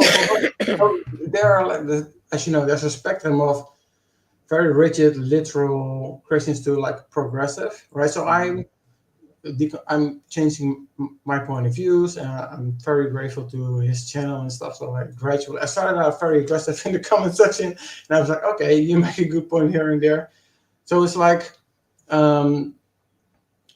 so we can do this some other time, but I wanted to say that as somebody on still a Christian but on the fence or have tentative positions, I wanted to just to say that if I were to put on the apologist hat, this strategy that you do does not work. You can improve without sounding pedantic, and I could be mistaken about right. So that was the whole point that was the whole point of coming on here, and I was going to defend like maximally greatness and stuff. Um, but yeah, you really pushed me like, well, you believe okay. F all that apology hat. What do you believe? Let me attack what you believe. So that's pretty cool. So before you close this off, I want to say a few things where I think that could be like a very serious problem for your view, or like Okay. how do you say this in English? Coup de grace, nail in the coffin, right? So before you close this, let me allow me to say those things. But go ahead. Sorry No, for. I thought you were saying you're right about to point out a weakness in my position. Yeah. I want to hear what those weaknesses are. I want to see if they're actual weaknesses. So well, before you clarify that there are no odds, the weakness of many. What's Atheists. mine? No, this So is mine. okay. So the weakness of many atheist YouTubers are like they act and talk about something is blameworthy as a fact of the matter of something being wrong. Very emotional, very like Bible God is such a piece of you know what I mean? Yeah, I mean we could say that colloquially, and Yeah. and I would say to be very technical on my definition, I would say God, the Bible, God, immoral. Period. Right, but so now that's where. if you're Excuse me. going to say there are no odds, then there's no way God ought to do or not to do. So if you say X in the Bible, I believe is wrong on my view, right? But there's no objective. Right. So think about this. So let's think about this. So the Bible, in every passage that addresses slavery, it supports it. It condones slavery every single time. Right. Now I say slavery is immoral because it violates well-being. Okay. God, when he wrote that law, yeah. Let's assume he exists for a second and actually. Right, of course. Because you want to do an internal critique. Yeah, sure. Exactly. Yeah. God, when he wrote that law, obviously did not care about well-being. Otherwise, he wouldn't have wrote that one. Because only an idiot would write a law like that thinking it's going to contribute to well-being, because it clearly does not. That seems to assume the point of issue, because somebody could say that given the time and the culture, given so just like it wasn't God intended.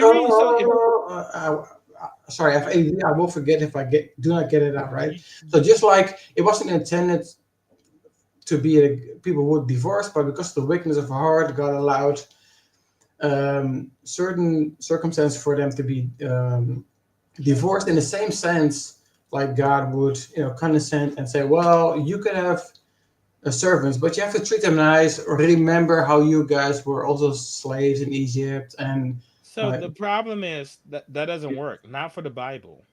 And especially not for the Bible's God. For one, he's omnipotent, right? So he can do whatever he wants. Just like he banned murder, right? He didn't slowly eliminate it. He didn't allow murder because of the wickedness of people's hearts. He could have just done the same thing with slavery. And then also, when you were saying was where God says, you know, you can have slaves, but you can't just mistreat them or anything. In Leviticus 25, it acknowledges They that can be them. They can be it them. acknowledges that slavery is brutal, that is harsh. So by the Bible's own admission, slavery is a very rough thing. So so it just admits it, and God still allows it. God obviously didn't care about my morality. How about something more specific, like when God resorted to genocide numerous times? I'm willing. Okay. So So he didn't care about well-being. can I say So something super quick? Right? mhm. Okay. So, like I said, we can do this for hours. You can cut this however you want, but uh, like I said, I'm in the emails. Like I either want to come on in a few months where I can do preparation, or I'm just freestyling. I'm freestyling right now. We can do this literally all night. I don't care. But um, so, do you want me to right now play Bible Fest, as in to No, actually? I wanted this whole time. I just wanted your position. You said you're a deconstructing Christian, Yeah. and why? Because I don't. Here's the thing I don't get. Like I don't understand people who take months to deconstruct, or sometimes years. Brady, it took Eh, like 10 years, a decade. No, it Ask him. sorta. He was still no. I did. I talked to him. We've had several conversations about this, and Okay. so yeah. But so Let me say this. So there was, there was a point where in Westminster, so in seminary, it was like, dang, I did not sign up to this. Where there was a breaking point, then slowly he was assenting to the thing that happened, right? But it was a long process, right? So if somebody's committed to Christianity, you cannot just jettison all your beliefs. You have to. I You, mean, know for what I some, mean? if you're vocally acknowledging that you're You deconstructing, cannot fast track me at right that now to be point, an atheist. That's not going to happen. I went from Christian to atheist in about a week. Ha! Yeah, it was very No, fast. Sure did. And so so no, no, no, no, no. once you get to the point that you're openly acknowledging that you're deconstructing, at that point it shouldn't take a very long You time. want okay. So So if you're so Brady, I don't want to put words in his mouth. Brady, if you're still watching, put it in the chat if I'm wrong here. is he in the chat? No way. He told me he was watching at least Wow, about cool. Shout out. 30 I minutes love ago. Brady. I love But Brady. so if from my understanding, he, like I, spent years struggling with the scriptures, but we were still Christians, right? I am right now. Okay, right. But you said you're deconstructing. You want to know what and why? Look, Well, so it sounds like you're on your way out the door.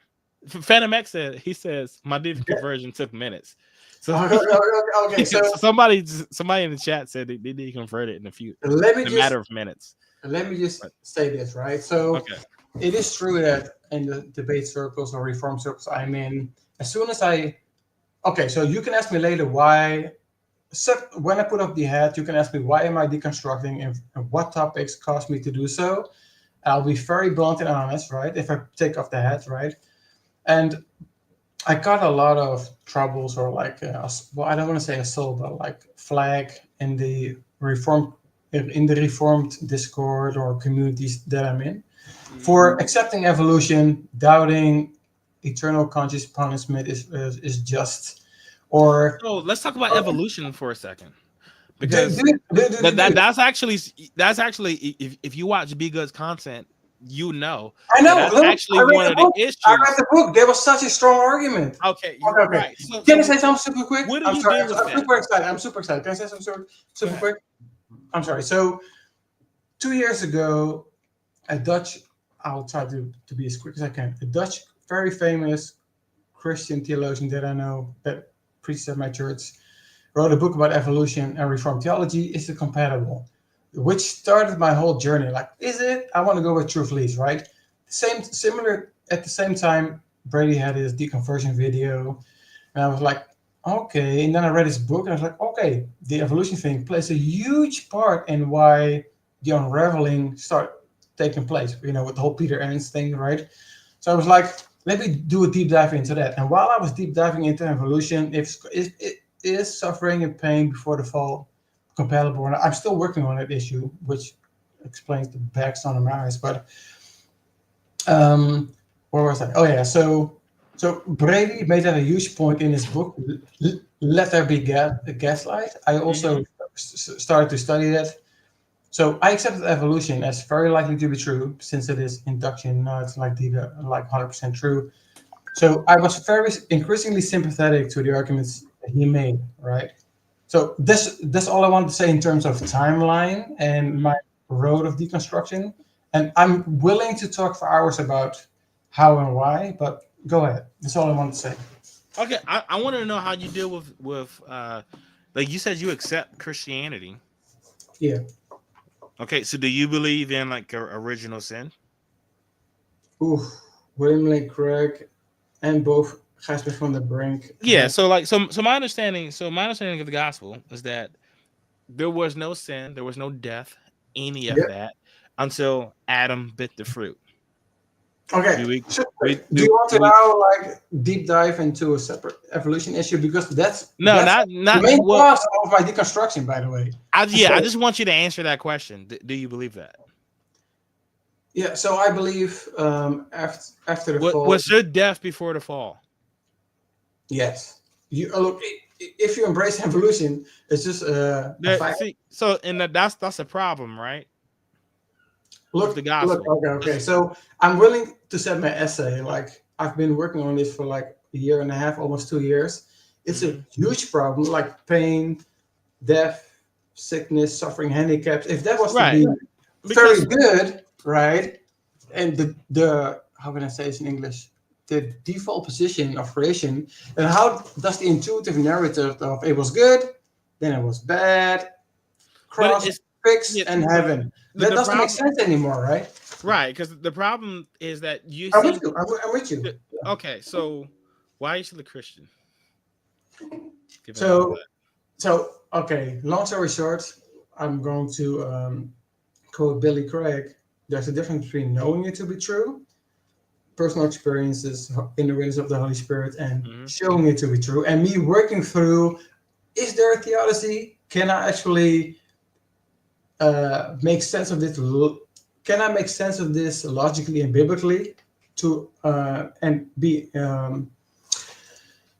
what is the word, integrity, and be real about this, right? That's a process which is very grueling and caused almost some burnout issues that I have been dealing with for like almost 2 years. And Brady knows this. Like, I've been in the comment sections a lot. I don't know where I end up. Look, you could be talking to me like in a Yeah, year, and I'm I just like, you want know what, you were right all along. to. This is a Yeah, I just want bullshit, to. bro. Could be. Yeah, so I just want to know right now why are you still? Because it doesn't seem like you have any good reason to. I answer that. So it's first of all, well, that I don't. If you want to, I can give my testimony. But I wasn't No, raised as a Christian. no, no. I wasn't raised as a Christian. I had a personal experience, which is um, So self-evident, does your true. personal experience in any way reconcile the problem between the gospel and evolution? I don't see a direct contradiction. You can take a William Well, Lane the Craig way that sin entered progressive the human. world. So you can say, I believe evolution is true, and there's it's still compatible. Oh, by the way, JD, sorry, Brady. Let me reorient. I'm gonna take a suggestion from the comments here. So okay, so the facts I that don't we see the see. comments, by the way. I don't see the comments. Yeah, that's fine. So the facts that we see in reality, the world around us, the things we know through science, all of reality, which one best explains the facts? Right? Is it evolution or is it Adam bites a fruit and stuff and everything else that goes with that?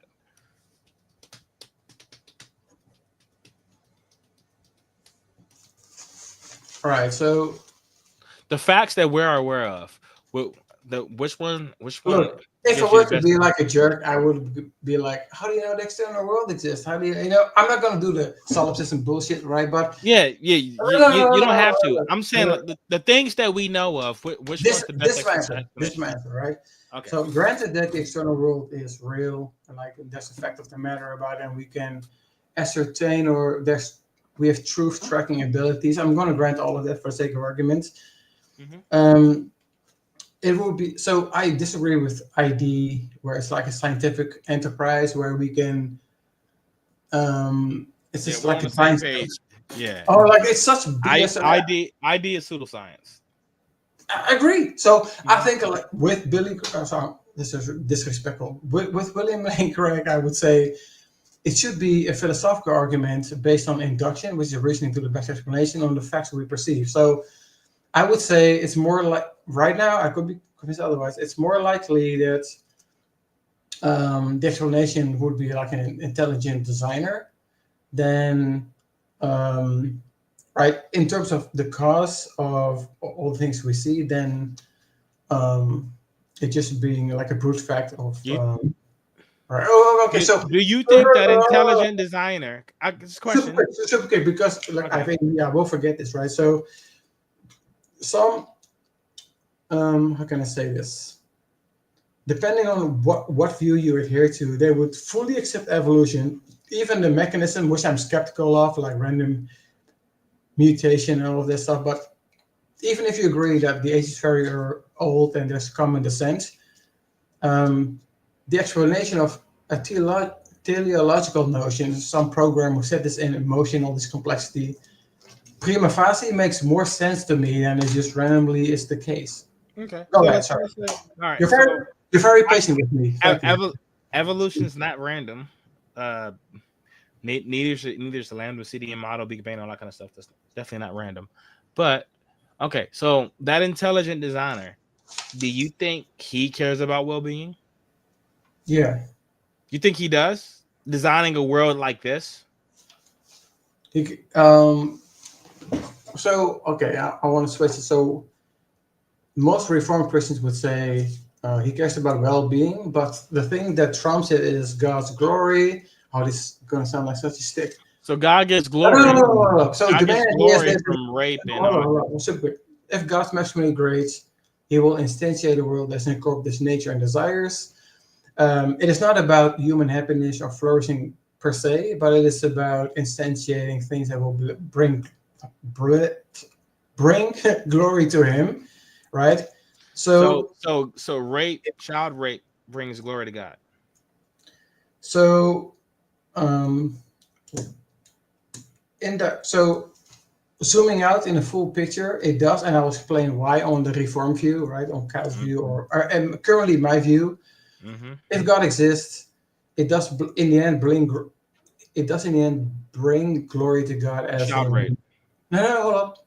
It will bring glory to God where he ordains it to happen, where on compatibilism people freely choose to act in a sinful way. God will use that to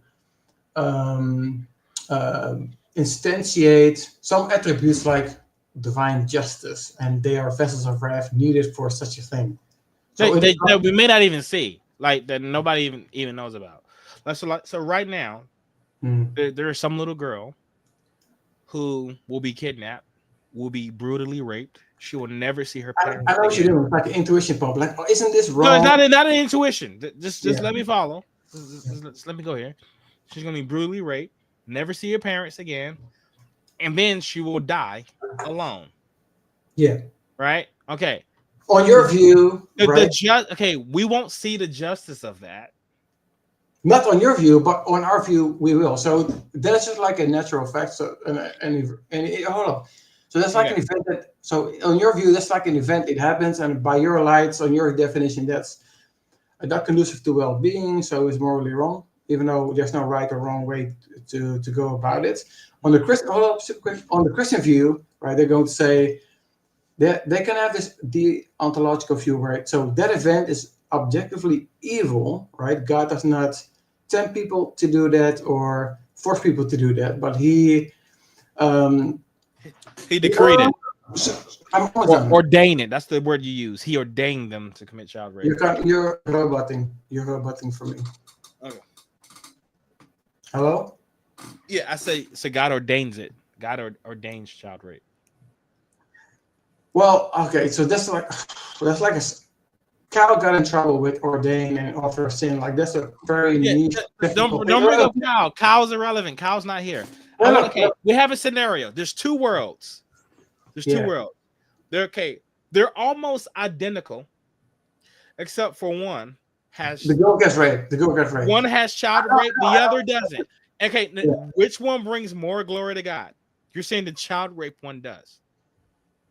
All right. So the explanation would be is that these agents really commit in light in light of their own desires and what they would naturally do, they would commit an evil act, which we can actually, on our view, can actually call evil objectively in a what's the word?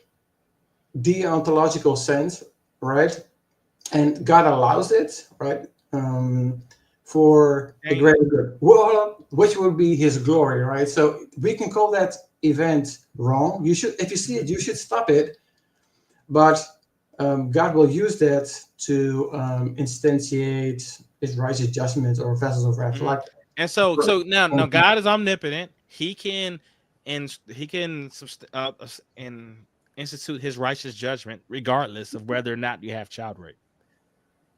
Okay, so you have two worlds are identical. Both God can implement His righteous judgment. One includes child rape, the other doesn't. And you're saying this one, the child rape one, that's the one. That one is better. Well, there are many roads you can go. So you can say where God allows this world to obtain because it's in direct relation to His nature and plan, which would instantiate His moral. Which would instantiate His glory, right? So I'm actually, if I were to be a Reformed Christian, I think necessitarianism makes the most sense. As in, if God's maximally great, He can only instantiate the world that's in accord with His nature, right? So I don't think I'm skeptical of the possibility of there being many possible worlds with equal weight where He can choose from. This is going to be one world. You're saying God couldn't make a world without child rape. So if we're going to bite the bullet and say that, so this clearly happens, child rape, right? What is the justification for that, right? On certain views in which on the Reformed view, they would say you already gave the justification. You said God gets glory from it. I'm asking, God is omnipotent. What do you think he gets glory from? You said in some way he gets glory from child rape because one, he gets to implement His justice on people who do it. Yeah. Even though we're not sure if that happens, and sometimes people do it and then nothing happens to them, but it happens in the afterlife sometimes, right? All Christian theism, if God is all powerful, it happens in the afterlife, right? That's when the punishment happens. Yeah. Okay, right, but they will go to hell regardless of whether or not they raped the child, though, because the problem is they didn't ask Jesus for forgiveness, not the child rape. How is that relevant? Say that one more time. How is that relevant? Well, because you're saying that they're being punished for the child rape, and I don't see how if they're going to hell regardless. You're saying so the child. Hold on. So the child rape brings glory to God because God gets to punish them for committing it. No. What brings the punishment is hell, but they go to hell regardless. This is like a very niche technical thing. So it's not like God gets glory from instantiating some of His attributes, in this case, like divine justice, right? Okay, so what's the divine? To be specific, what's the divine justice for raping a child? Divine justice is that it is immoral to do so. It is objectively wrong. What would be what's the justice that God implements? Sorry? What is the justice? What is that justice act that God does to the individual who does that thing? Whatever the punishment would be, whether it's like separation or eternal consciousness or whatever. So we're just talking about hell here, right? That's a whole another. You said eternal separation. That's talking about hell, right? Well, okay. So look, like this is literally like 3-hour separate conversation because that's something I want to study as well. And I just also, want to. okay. The thing Look, that you're talking about. okay. I don't want to waffle or what do you say? Like throw in red herrings, but the concept of hell is like a completely separate, very technical topic, right? So whatever the punishment, I'm just going to say for Just this. say separation from God. Let's Look, just go with that. whatever it is, right? Also, whatever the punishment is, whether it's like annihilationism. Okay, doesn't matter. Doesn't matter. Yeah, Let's say yeah, okay, the punishment is X, right? For doing that to a child, right? right.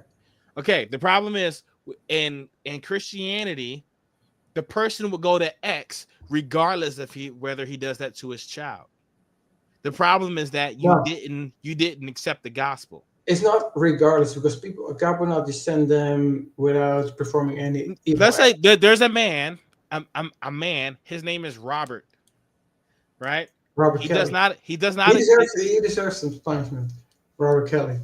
Does Rob? Okay, let's say does Robert get punished? You were Does Robert? with my Jeep. I'm sorry. Go ahead. Go ahead.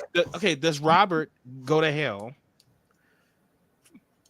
He goes to hell because he's punished for the wicked things he did, which is objectively wicked Okay, well, in relationship to God's nature. okay, but it's not specifically for doing an act to the child. It is specifically for the wicked act that he committed. Okay, but if he didn't do that, but hold on. The problem is my neighbor is knocking on the door. I'll be right back. Okay. For those that are still watching, the problem that I'm having here is that let's just call it hell for a second, because he was saying that God gets glory in a rape because God punished the rapist by sending him to hell. Well, the problem is people who don't accept Jesus go to hell regardless. My neighbor brought me some food. Oh, nice. Here. So maybe I'm not sure if you know where I'm going with this, David. Can you hear me? It looked like it froze on my end. Not sure if he's frozen or am I frozen. Can you guys hear me in the chat? I think it's David. Well, that doesn't matter. We're getting ready to wrap up pretty soon anyway. We've hit 2 hours. I wanted to thank y'all for coming in the chat. Yeah, he froze. Okay. Yeah, that's what I thought. But I do wanted to thank y'all for jumping into the chat and checking out this episode that we did. Very odd time. It was very spare at a moment. I found out that I was going to be off on a Friday, and so he lives in Amsterdam. So here he's coming back in. Okay. I'm sorry. Go ahead. It's all good, David. Okay. Well, let me explain the problem that I'm having, right? Because now you're saying God gets glory from the world that includes child rape because we get to see his justice. I think David froze again. Can you hear me, David? Okay. Are you cutting out? What's going on? Yeah. Okay. So you were saying that God gets justice from the world that includes child rape because God gets glory from the world that includes child rape because he gets to implement his justice, which is hell, annihilation, whatever. Like I don't care what we think hell is. Let's just call it that. Whatever that is, it doesn't matter. Quick side note: this is like a specific reform view, which I'm right now defending. But go ahead. Okay. All right. So the point that I'm aiming at here is that people get that punishment regardless of whether they rape a child. So I've never done that to a child, but I'm going to the same place they are. According to Christianity, right? I think that is false. I'd go to somewhere else. So right now I'm headed to a certain place, but then if I would have committed an act against a child, I go to. You're not heading towards a certain place, irregardless of the evil act you committed. So the rapist is being sent there because he committed a wicked deed, and he didn't. So if he didn't follow up, and he didn't reconcile via Jesus Christ to God. That's right. So that's the last part. He didn't reconcile faith to God. Right. That was okay, but so it's not the rape then. Yeah, it is. So it is objectively wrong. Okay, all right. So okay, look. For me, I've never done that to a child ever. All right. So do I get to go to heaven now? You wouldn't go to heaven if you're a sinner, regardless of what the sin is. Right. Okay. And everybody's a sinner, right? According to the Reformed Okay. theology, Okay. yeah. And so, and in order to get to heaven, I need to reconcile with God. Yeah. Okay. So the reason a child rapist is going to is going to hell is not because he's a child rapist. It's because he didn't reconcile with God. And if he did reconcile with God, then he wouldn't. So the child is wholly irrelevant. So he's being sent. So no, I don't want to talk about hell because it's like a very specific. Okay, position. let's just say God's punishment, whatever word. We're getting lost. Okay, so hold on. So this person is punished because they committed a wicked. Whatever the punishment is, he's punished because he committed a wicked deed, not because God wanted him. Okay, so let's break this down. David. Hey, we have a group of people, right? And all of these people have not reconciled. Have been reconciled with God. Okay. Yeah. All right. This group have raped children. This group has not. Are both groups going to the same place? All sinners are going to. So all sinners are disconnected from God's presence. Regardless of what sin is. Regardless so of what answer. Okay. So the answer is yes. Both groups are going to the same place then. But in virtue of their. Okay. So the point that I'm making is that when God implement his justice, it's not because of the rape of the child. Therefore, he's not. He would give it regardless, whether you rape the child or not. He would get to implement his justice. So why do you need child rape for God to do it? It seems wholly unnecessary.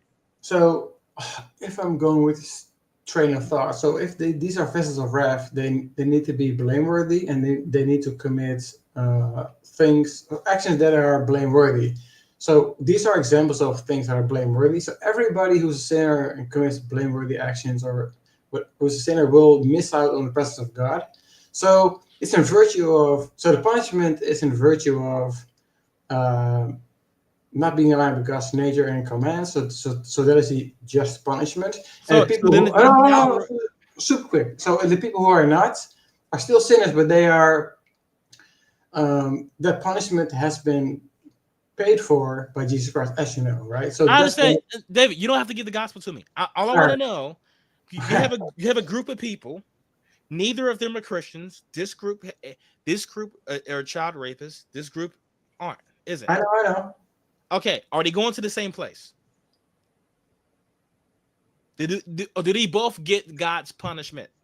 So both groups could either be in heaven or in hell. No. So I told you in my scenario, the group can't be in heaven. You're making a mistake. Okay, so both groups, right, on Christianity either need Jesus Christ to be in God's presence or they're going to be punished, regardless of what their specific. Okay, and in my scenario, neither of these groups have been reconciled with God. They have not met Jesus Christ. Neither one. It's just that this group are child rapists, and this one isn't. But they're both getting punished by God, which means God gets to implement his glory through his punishment, whether there is child rape or there is not. The child rape thing is wholly irrelevant, which means that God does not need it. Nope. So by definition, by your own admission, that's what that would mean. How? Okay. Let's reverse the scenario.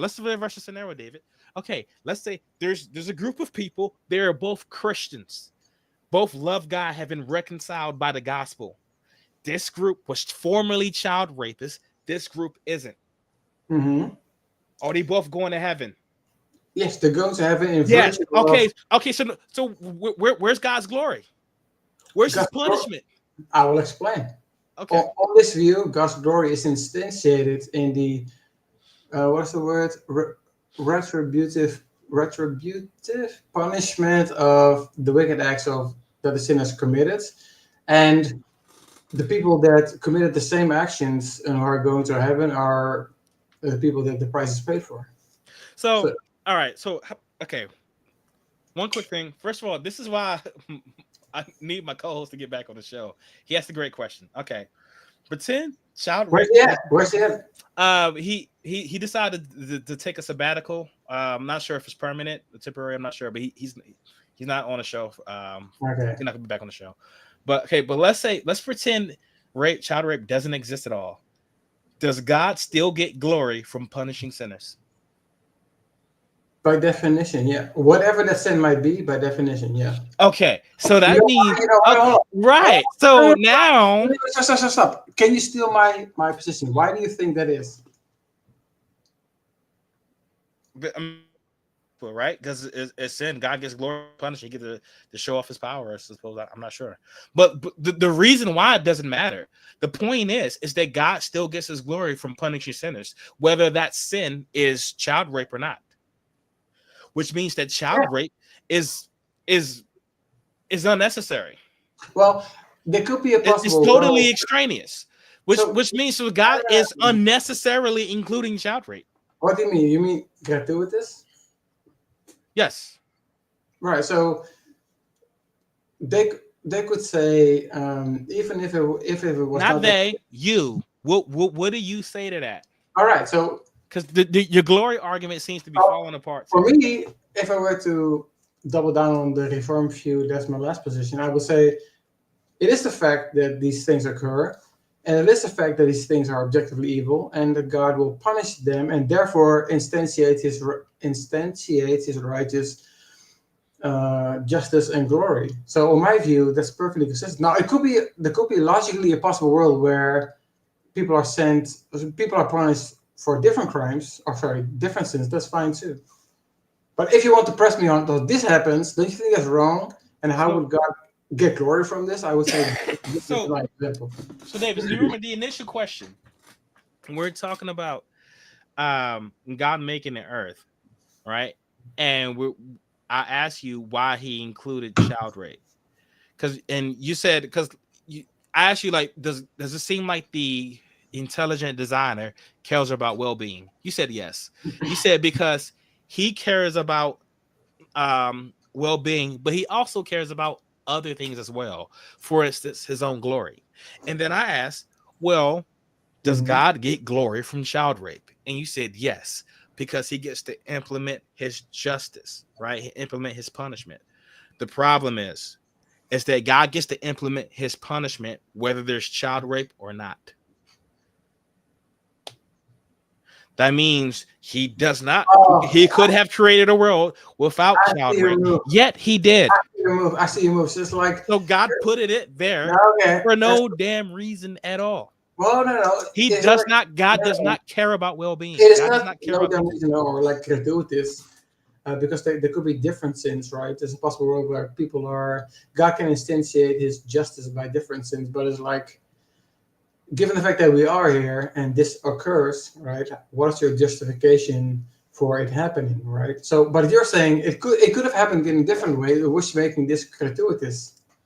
And at that point, people could just point to skeptical theism or a mystery and say, well, it might have been, the world could have been such that God would have instantiated these things without this specific sin, but God still needs vessels of wrath, which could be. But he doesn't need that vessel of wrath. So God had this world, and he's like, how do you know that? God already. Well, by your definition, by your own admission, God doesn't need it.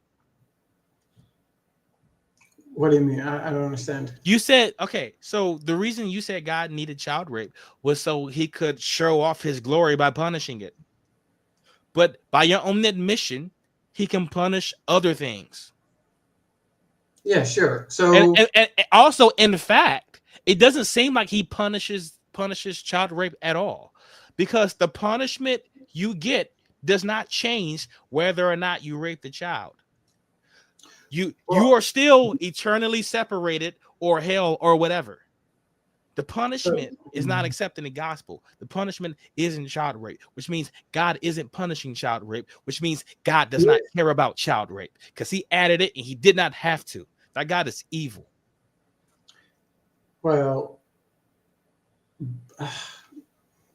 there's no fact. Okay, I'm going to be a little bit facetious here, but You agree child rape is evil, right? there's no fact of the matter about God being evil. There's just your subjective opinion based on your definition of what. Yes, based on the definition. Yes. Yeah. But So by my definition, and I would there's say no way God ought to by act. the vast majority of the people, What- I think you would say, David, Appealed.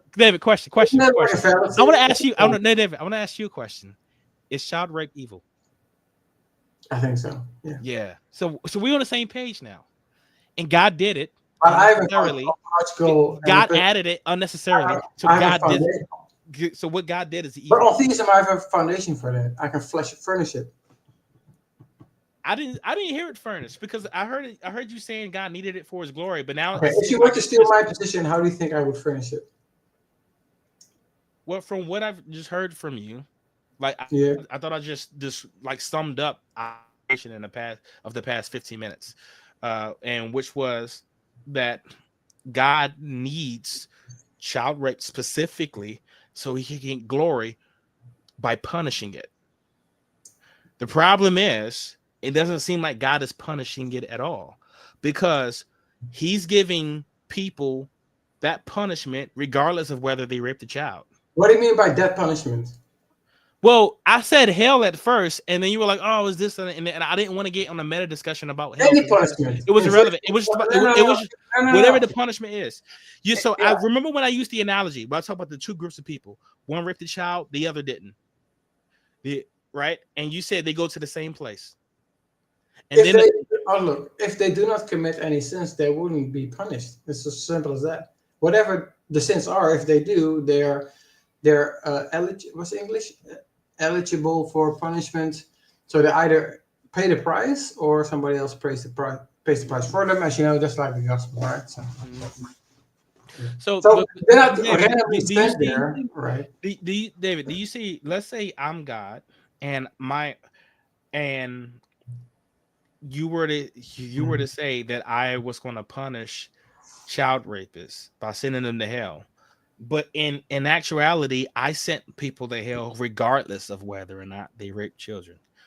That's not. Could you then say? No, that's false. God says really? So let's ask a clarifying question here. I think you're making a blunder here, right? God is not sending people there arbitrarily or without a cause. It's because of sin. I didn't say without a cause. You're saying I said irrelevant. I said whether or not they raped the child. You're saying that specific sin is not needed. So why it seems arbitrary? Right? I didn't say it was arbitrary. Okay. I said my point is that it's dependent upon something else. And according to the gospel, it's dependent on whether or not you've accepted Jesus Christ. It's not based on whether or not you raped a child. No, so that's like the criterion for getting into heaven, not the criterion for being punished, I think. So, okay. So there are some people who neither go to heaven nor are punished by God. No, it's A or B on Christianity. Okay, all right. So let's agree here. So the criteria for not getting punished is you can understand that. I can do this all night, but this is awesome. Like you just keep going. I love it. Okay, but okay, I'm not seeing. I don't see how you're not seeing this. All right, so let me steal my new, right? Is that fair? Sure. So I think your argument is that if God is sending people there regardless, right? Why is this specific sin needed? It seems to deal with this. Is that in broad strokes what you're saying?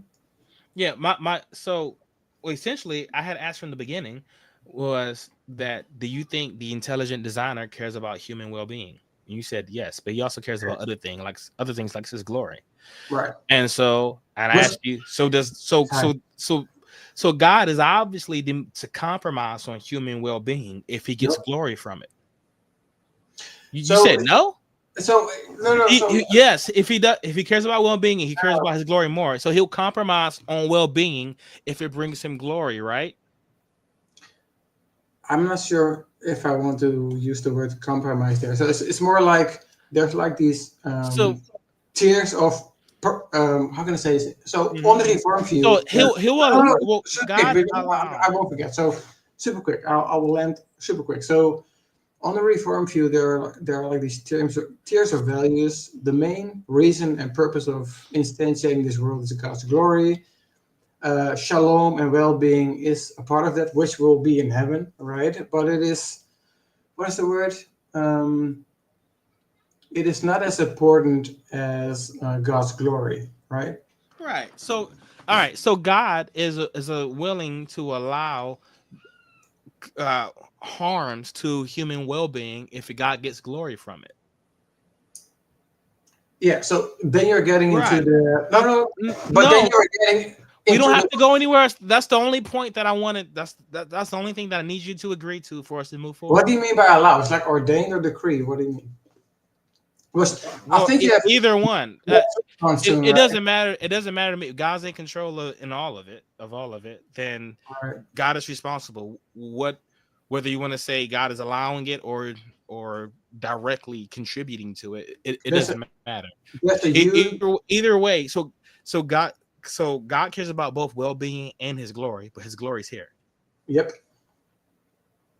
Okay, right now so I pointed out how child rape obviously goes contrary to well-being, and you said yes. The reason God allows it is because it contributes to His glory, Yep. right? On And the and the way and one of the ways that God gets glory is by punishing things that are bad, that are evil. yeah. Okay, so the problem is God doesn't need child rape in order to punish things that are bad. He can punish other things that are bad. And then the Sure. if you look at the gospel, the way it's presented in the Bible, it doesn't Mhm. seem like God is concerned about that at all. He is punishing people for not believing in Him. He is not punishing people for No, child no. rape. Okay, so this is why I brought up my analogy. I said you have two groups, neither accept the gospel. One group includes child rapists, the other does not. Do they get the same punishment? You said yes. So that means I'm right. That means you agree with what I'm saying. Same as in being punished for sin. So the Separated, yes, separate. so the degree of sin is like But that's all that God need, right? The punishment for sin. That's the thing what we're talking about. The all right. punishment for sin. That's the thing that we need, and that's the thing exactly what you get. You don't need child rape for that. Well, it's not like a logical entailment, but I think God does, if you want to use the word need, sin to instantiate divine justice. Yeah. Yes. Okay. Sure. Sin, but not child rape. Yeah. So So, all right. I don't see the issue here. So Okay. So, I'm drinking a lot of like, water. Can I make a quick I'll bathroom go. break? I'll go. We're about I'll to wrap be right up back. soon. Okay. Okay. Also, for be good. He clarified in the comments. He says, my faith foundation cracked in 2014. I think I lost my faith in a moment, but it took me about 6 years to come to terms with it. So he clarified something that we were talking about earlier. I think honestly, man, my take on David, man, I think he's hanging on by a thread, and I'm usually not one to convince people to not be a Christian, but I feel like he doesn't think he has good reasons either. All right, David, you're back. Can you hear me? Yeah. Oh man, I shouldn't have drank so much water, but okay. So yeah. So Yeah, I want to say be before you good. close up, because I didn't expect you to press me on what do you believe and like defend your stuff. I was more being like, if I were to put my apologies head on, you Yeah, and Brady are making similar mistakes, I think. But look, I do want to close off with some stuff before you cut it off, but that's Okay. go ahead. Oh, Go ahead. I Go mean, ahead. Go ahead. no. You said you wanted to add some stuff, and what I was gonna say was the apologist hat stuff. I mean, like their positions completely fell, but it seems like you adopted them. Like when I was asking about what you believe, and when we're talking about the intelligent design thing and how God gets glory from it, and that's why He's moral and able to allow things that attributes to people's well-being because of His own glory, right? Like That's, yeah. this seems okay. This seems to be taken Okay. out of like straight from like Christian apologetics. Right. Like from what I'm hearing from your position, it doesn't sound like any different from what I would hear any like non-deconstructing Christian would say. Well, I'm saying these would be their argument. So you made very specific points. I was like, this would be the arguments, and I think there's some merit to it, right? But if I were to zoom out, I would say, well, I'm deconstructing for these reasons. And if I were to, you know what I mean? I'm gonna say it has no merit. The only thing that, if you want to call it merit, the only thing that it has going for it is that, as far as the Christian position, is that it is internally consistent. If you want to say that whatever God does is moral, it is going to be internally consistent. Unless you want we had Kyle, we had asked him, since he said that God decreed everything. Like, do you believe that? That was Stringer.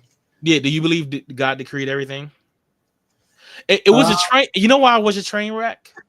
It was a train wreck because he was a very honest Christian and he didn't deviate from the moral contradiction. Yes. And when you put them on it, yeah, yes, I know. He had to bite it all. He was being very honest and biting all the bullets. That's why it was a train wreck, because that's what it is. It had nothing to do with Kyle. Anybody, if they come on, if they bite all the bullets, they run into utter nonsense. Biting the bullets. Precept Ninja bit all the bullets. It seems like he quit apologetics. I don't know who that is. You should come back on Precept Ninja. I want to come back. I want to talk to you. But Precept trash. Yeah, but if you bite all the bullets, it runs into nonsense. Well, presupposition isn't even coherent. But anyway, so what I want to say is it was a train wreck, not because of him. It's because of the position. The position sucks. No. But I think you could. That's what's going on. No. So now, I think David, you specifically, you try to deviate when you can, and that's when you run into problems, right? So, because like I'm still like, I don't want to go back there, but I'm still not understanding why you think child rape is still necessary for God's glory, or because I won't say by your own admission. I won't say necessary, but it explains why certain people are punished. But not really, not according to the gospel, right? Because even if child rape didn't happen, people would still be punished for not accepting the gospel. I don't think this answer is like yes, but yes. Like right? I don't think this is like an important. I'm asking. Okay, you're saying no. You're saying no. You're saying, so if there was no child rape, everybody would go to heaven? No. Right. They will be punished regardless. Because of what? Well, because of because they didn't accept the gospel, and that's what I would. That's what no. So the reason they're being punished is not because they raped a child; it's because they didn't accept the gospel. Which means it doesn't seem like child rape is being punished at all. As a matter of fact, as long as you just accept the gospel afterwards, then nothing happens to you. We're going in circles a little bit here. Okay. I'm not sure. Well, but anyway, so the point that I was trying to make was that it can be somewhat internally consistent, unless you adopt other positions like, does God decree everything? I'm asking you now, does God decree everything? So this is where I want to waffle or like be like sneaky about it, but so this is where Kyle got in trouble with like ordained or like but forget Kyle for a second. Just you. I'm just gonna say ordained. If ordained means knowing the state of affairs will happen, and he allows it to. So, and he will make sure that that is instantiated. Then sure, yeah. And so he makes sure that something happens. Is that So, what you said? You well, kind of cut out for a second. oh, I'm You, sorry. So there's like a very nuanced issue. But yeah, so if he ordains something to happen, it will come to pass. Like the state of affairs will obtain. does God ordain everything? Yeah, Okay. So on that particular okay, theory. okay. You said God ordains everything, right? Yeah, Did you so say he yes? he knows what will happen. So he But is. yes or no, does God ordain everything? Is God just really smart and just So knows the future, or is he uh ordaining stuff? what is sneaky here is that the word ordains needs very like specific analysis. But look, for this, I know what you mean. I'm not going to be slick. Yes, he. Yes. Okay, the answer is yes. Yeah, Okay. All yeah. right. Now hold on. Yes, Hold on. yeah. That's all we need for right now. All right. So are there things that happen that goes contrary to God's nature? Sorry, what? Are there things that happen that go contrary to God's nature? Yes. So did God ordain things that go contrary to his nature? Yep. The answer is yes. On So the that from by your own definition, God is sinning. He's ordaining it. so that's a big fat blunder, right? So It's a uh, contradiction. nope, nope. It's a blunder on your look. I don't mean to be like rude or like Sure, condescending. good. I think it is a blunder, and I will explain why. Sure. Because on compatibilism, for example, right, there's a huge difference between direct coercion or or like forcing an agent to act, right? So if God is setting the stage where people will on compatibilism freely do what they would naturally do, and they're still blameworthy. So God is not sinning or tempting to sin. I think that's in James somewhere, right? So God doesn't sin or tempt to sin, but He sets the stage where people freely do what's in their nature. So according to compatibilism, But they're can I still know? blameworthy. But They're hold still on, blameworthy. David. No. This is the problem here, right? Because why do they have their nature? Like that's the way God made them. Ooh, God ordained like all of that, right? David. Let's follow logic yeah, here. You said God ordained everything. right. Period. You said yes. That includes everything. That includes the fall. That includes the Yeah, natures peoples have. Everything. So okay, all right. So now, when somebody does something that aligns with their own nature, is God who gave them that nature. sure. So okay, so the answer is yes. God does ordain things that go contrary to His nature. Whether compatibilism is true or not is totally irrelevant. This is Yeah. not a So this is not a blunder on my part. This is a contradiction in your no, no, statement. no, no, no. So they will definitely just straight up bite that bullet and say on compatibilism, something can be I'm determined. not talking, David. I'm not No, talking no, no, about no. them. I'm talking about you. Yeah, yeah, okay, okay. That So this for is my the problem okay, in okay, your okay. system. Hold up. For my current view on compatibilism, right, it is the case that there's desert, which is compatible with determinism, right? And there are many atheists who also hold to compatibilism. So God can actually set the stage such that people will freely on compatibilism act in But accord with their nature. Dave, Hold up, and they're still blameworthy because what they're doing is objectively intrinsically wrong, but and Dave, God has judgment on that. the There's problem, no contradiction there at all. the point that we're missing here is that you agree that God ordained everything, right? Now, when we talk about somebody sinning, I'm granting that. no, David, listen. When we talk about somebody sinning because it's aligns with their own nature, the way they got their sin nature in the first place is Yep. because God ordained something. Way back in the day, He ordained Adam, who did not have a sin nature, I to understand. bite Look, bite the fruit, and I then know. inherit the I sin know. nature. So, I know. David, so you're not escaping anything by inserting compatibilism here. I do. You, Well, you don't escape they anything do. because it goes, if you go all the way back, you're just looking right. You're just looking at this point in time where somebody already has a sin nature. You got to keep going back to talk about how they got the sin nature in the first place. And the way they got it is because of something that God decided to do, because of something that God ordained. So, So that means so he is ultimately responsible I, for I, I know. things. I know. So it's very similar Okay, to. so this is not a blunder on my part. This is a I think it contradiction. is. I And think it is. how is it tell me, how is it a blunder? It logically follows. Where's the flaw in the reasoning? So the blunder is in suggesting.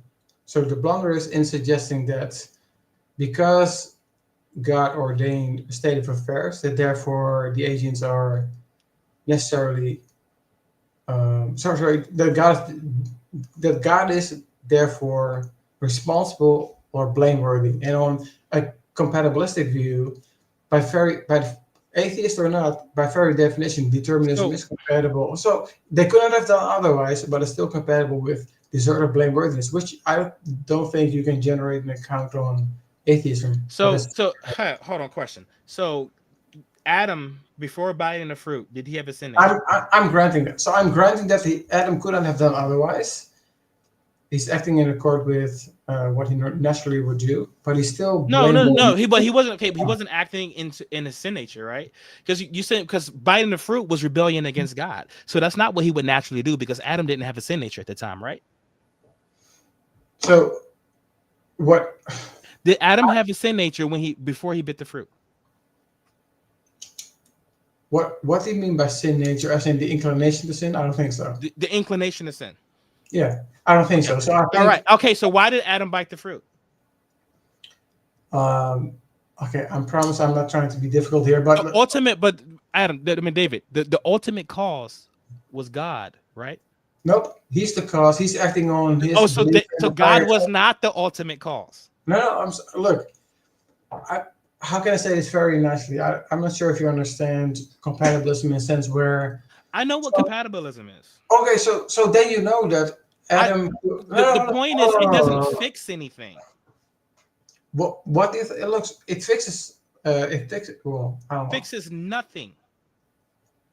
It is compatible. You're saying that somehow God escapes culpability because people are inclined to sin because of their sin nature. What? Okay, I'm pointing out the fact that you agree with that the only reason they got a sin nature in the first place is because of God. What? In virtue of what are agents culpable by your lights? Responsible. So like for or whatever. Like Yeah, so what? here's a pen. In virtue of what? In virtue of causing the thing. Like the sound that you hear, like this English language that's coming out of my mouth, I'm the cause of it, right? Yeah, so Adam, but I'm not the ultimate cause, right? Because like I was born and my father was born and etc. Right, and there's a bunch of other things that had to happen. When we're talking about or God ordaining stuff, He's the ultimate cause. So when we talk about the ultimate cause of this things, doesn't work. It doesn't work because on your view. So let's say that evolution.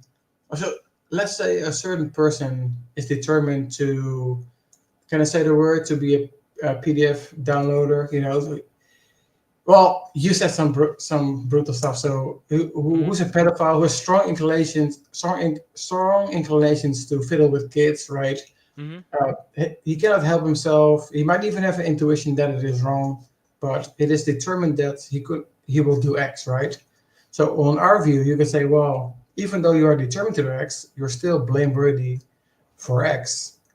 So that's the move they will make, and they will ground. So David, so that would be my position. But if you think that there is a God who ordained everything, including his inclination to be sexually attracted to children, then I don't think God is blameworthy. Okay, so it's not there's no problem on my view. The problem is with yours and the whole Christian system. Well, no, God's decreeing everything. God decrees things. That's not fair. That's not fair because on your view, there is no blameworthiness or ought to begin with. Yes, there is. There is. So remember, I clarified this. David, I clarified this when I said that there are no oughts. I was talking specifically about my moral system. My moral system does not contain oughts. It doesn't mean that oughts don't exist. I have a value system. Hypothetical normativity. The value. No, It's I have about hypothetical normativity, right? So if somebody says, "I don't want to be in accord with your account or your like social contract," there's nothing you can say. Well, you ought to do it anyway, and yeah, based on you're my not blameworthy. So there's no wrong or mm, blameworthiness. It's just like there's descriptive. Like no yes there that's it. so That's no it. no David, you're confusing my moral system with my entire worldview. Okay, so I'm a humanist, which means that I value humans. They're at the center of my axiological framework. So I Right. have values, right? When I said values, when I said there are no values, I was talking about specifically Relative my to your the view. moral system that I have adopted. Relative to humans. Humanism relative to humans. Yeah. That moral system that I described does not contain values. It doesn't mean that nobody has values. It doesn't mean that I don't have values, Right. right? So I value well-being. So there are my oughts. That's why you ought not to There's do no those ought. things to No, no. children. There's only a subjective ought if you want to be in accord with your beliefs and All desires. all oughts are subjective. Well, not on our view, which is directly fleshing out the intuition that some things are objectively. What's an objective ought? An objective ought is where it's not relative to people's opinions, like these facts that are not relative to what you want to be true or create to be true. It's just like 2 plus 2 is 4. The law of That's an non-contradiction. is. That's an Sorry? is. That's an is. That's not an ought. There's nothing that says Right. 2 plus 2 ought to be 4. It is 4. Right. So You're not describing an ought. You're describing it is. What's an objective ought? You can't do that. There's no such thing. no. That is incoherent. There are no objective oughts. Oughts are by definition subjective. I'm not They're sure based if on values. I'm not sure if that's the case, because some Christian philosophers would say the objective ought is what grounded in God's. So the duty is grounded in God's commands, which flow from His nature, which is a fixed, unchanging frame of reference and the ontology of and paradigm of goodness to begin with. That's just God's opinion. No. He has a God you value something. That's a blunder again, because okay, so the symmetry breaker is that your opinion is contingent and can change from time and culture on humanism or relativism. It doesn't have to change. Please, I'm going super quick. So on Christianity, like God's nature is fixed, unchangeable, and transcendent. So you have a frame of reference that is not contingent, right? Including the commands that flow from His nature. But even if you were to say, well, I'm not sure. Even if we were to say, I'm not sure how to ground a categorical imperative. Can I interrupt here, because we're gonna have to go way back, because I already disagree from the very beginning. Because okay, the fact. How long are we going? Even if it was true that God's opinion never changed, it wouldn't make it objective. My favorite color is red. It has always been the case. I've never had another favorite color. I probably never will have another favorite color. That doesn't make it objective. The symmetry breaker there is that it is okay, that's sneaky move. So it is a fact of the matter. It's objectively true that Tribulet's favorite color is red at this time and this moment, right? That is objectively true. But yes, there's no fact of the matter that red is the superior color. And you can adjudicate towards somebody who disagrees. Right. Okay, so when we're talking about my favorite color, the whether it is fixed or transient, it doesn't matter.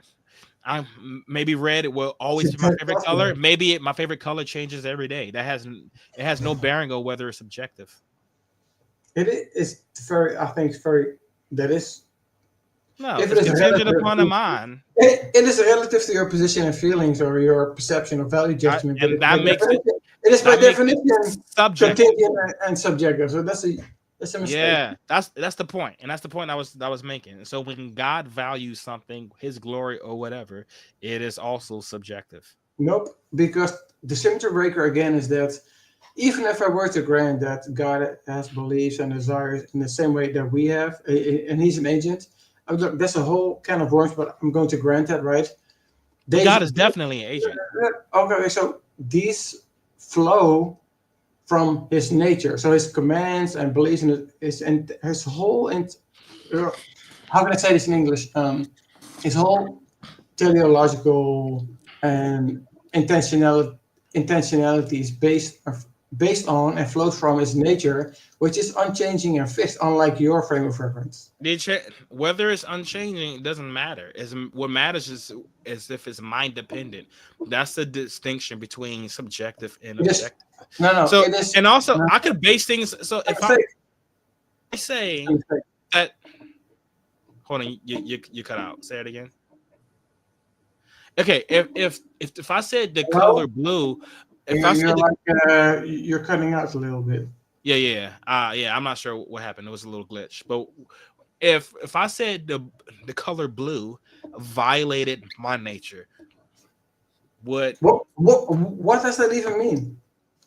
I don't know. Whatever it means for God. I'm just trying to mirror your argument. Whatever it means for God, that's what it means for you. The blue violates my nature. Okay, is it now objective? It is objectively. Is it objectively immoral? Look, I don't even know what that means, but it could be objectively. Whatever it means for God, just mirror it. Just take the thing from God and put it onto me. You're talking about God's nature. Now I'm talking about my nature. Your nature is contingent, and God's nature is like a Platonic form, fixed, transcendent, and unchanging. Well, okay, whether something's contingent doesn't mean make it subjective or objective. So there's a lot of this. This is key here. Otherwise, we're going to keep going. So, on instrumental normativity, it doesn't matter where you can say. So, even though this frame of reference is contingent, like we created chess, and the laws of biology could have evolved different, right? But given the fact that we created chess, or these are the natural facts, there's an objective frame of reference of what is conducive to flourishing, or an objective frame of reference or what is a good or bad move in chess. So even though the frame of reference is contingent, there's an objective frame of reference on what to adjudicate, right? Yeah, sure, but what I'm saying is that whether something is contingent or not contingent has no bearing on whether it's objective. Like most of the facts of reality that we observe that are objectively true are contingent. Scientific facts they do not care about feelings or propositional attitudes. They're just they are the fact of the matter, regardless if we believe them or not. Right. Or whether they're contingent. Well, so that's only the case, right? If on hypothetical normativity, I think when you want to be in a line with X and it's an objective frame of reference outside of a fact of the matter independent of human opinion, right? That's fair, but then you are we've kind of gone down the rabbit trail. Oh my God. Yeah, so the point that I was trying to make was just there was some incoherency in your position when you say that God decrees all. And because if we say that God decrees all and then also admit that there are things that exist that go contrary to God's nature, that would mean that God decreed them. That means God decrees that which goes contrary to his nature. Yeah, so he allows for the state. So now the question is, it's not a problem, by the way, but okay. You said that's not a problem? Yeah, it's not a problem. Why? So that God can decree that which goes against his own nature? Yeah. So God can rape children then? No, because he can do things that, so he's not limited by his nature anymore. We just agree with that. God can decree something whether it goes contrary to his nature or not. So now God doesn't even have to command it. He could do it himself because it doesn't matter that it goes contrary to his nature. So, God is not limited by his nature anymore. No. So that's how logic works, David. So on the Christian view, there's like a clear distinction between God actively sinning or tempting to sin. God sinning himself or tempting to sin, which he, according to James, cannot do. So people are tempted by their own nature, which is compatible with. Oh, this is bad. David, this is the thing that keeps going back. David, this is because if you go, God does not sin himself. David, let's go. Is God constrained by his own nature? Yes or no? On aseity. Well, actually, no. That will No, still retain he's aseity. not. So he can do things even if it goes contrary to his own nature. No. What are you You saying? just said yes. Come on. Okay. You got to make up your mind, David. Okay. You're doing the Hold on. same thing Kyle did. So maybe I misunderstood you. So Yes. God God is constrained by his nature, as in if he's maximally great, he cannot do anything that is below the excellent standard. So the thing that Kyle got right is, well, there's some things God cannot do. He cannot lie or whatever. So Or we don't have to keep talking about Kyle. I was just talking about how you that's my view flip too. back That's and my forth. view too. No, that's my view too. Okay. Currently. So I'm asking the question: can God do something or ordain something contrary to his own nature? Not do, but ordain. Yeah. Okay. Not actively sin or tempt to sin, but all Christianity. So he could just also so he cannot do it, but he could just author it. What do you think the distinction there is that is informative? The author part means he is far more responsible. That seems to be assuming the point of the issue. That's the question, begging.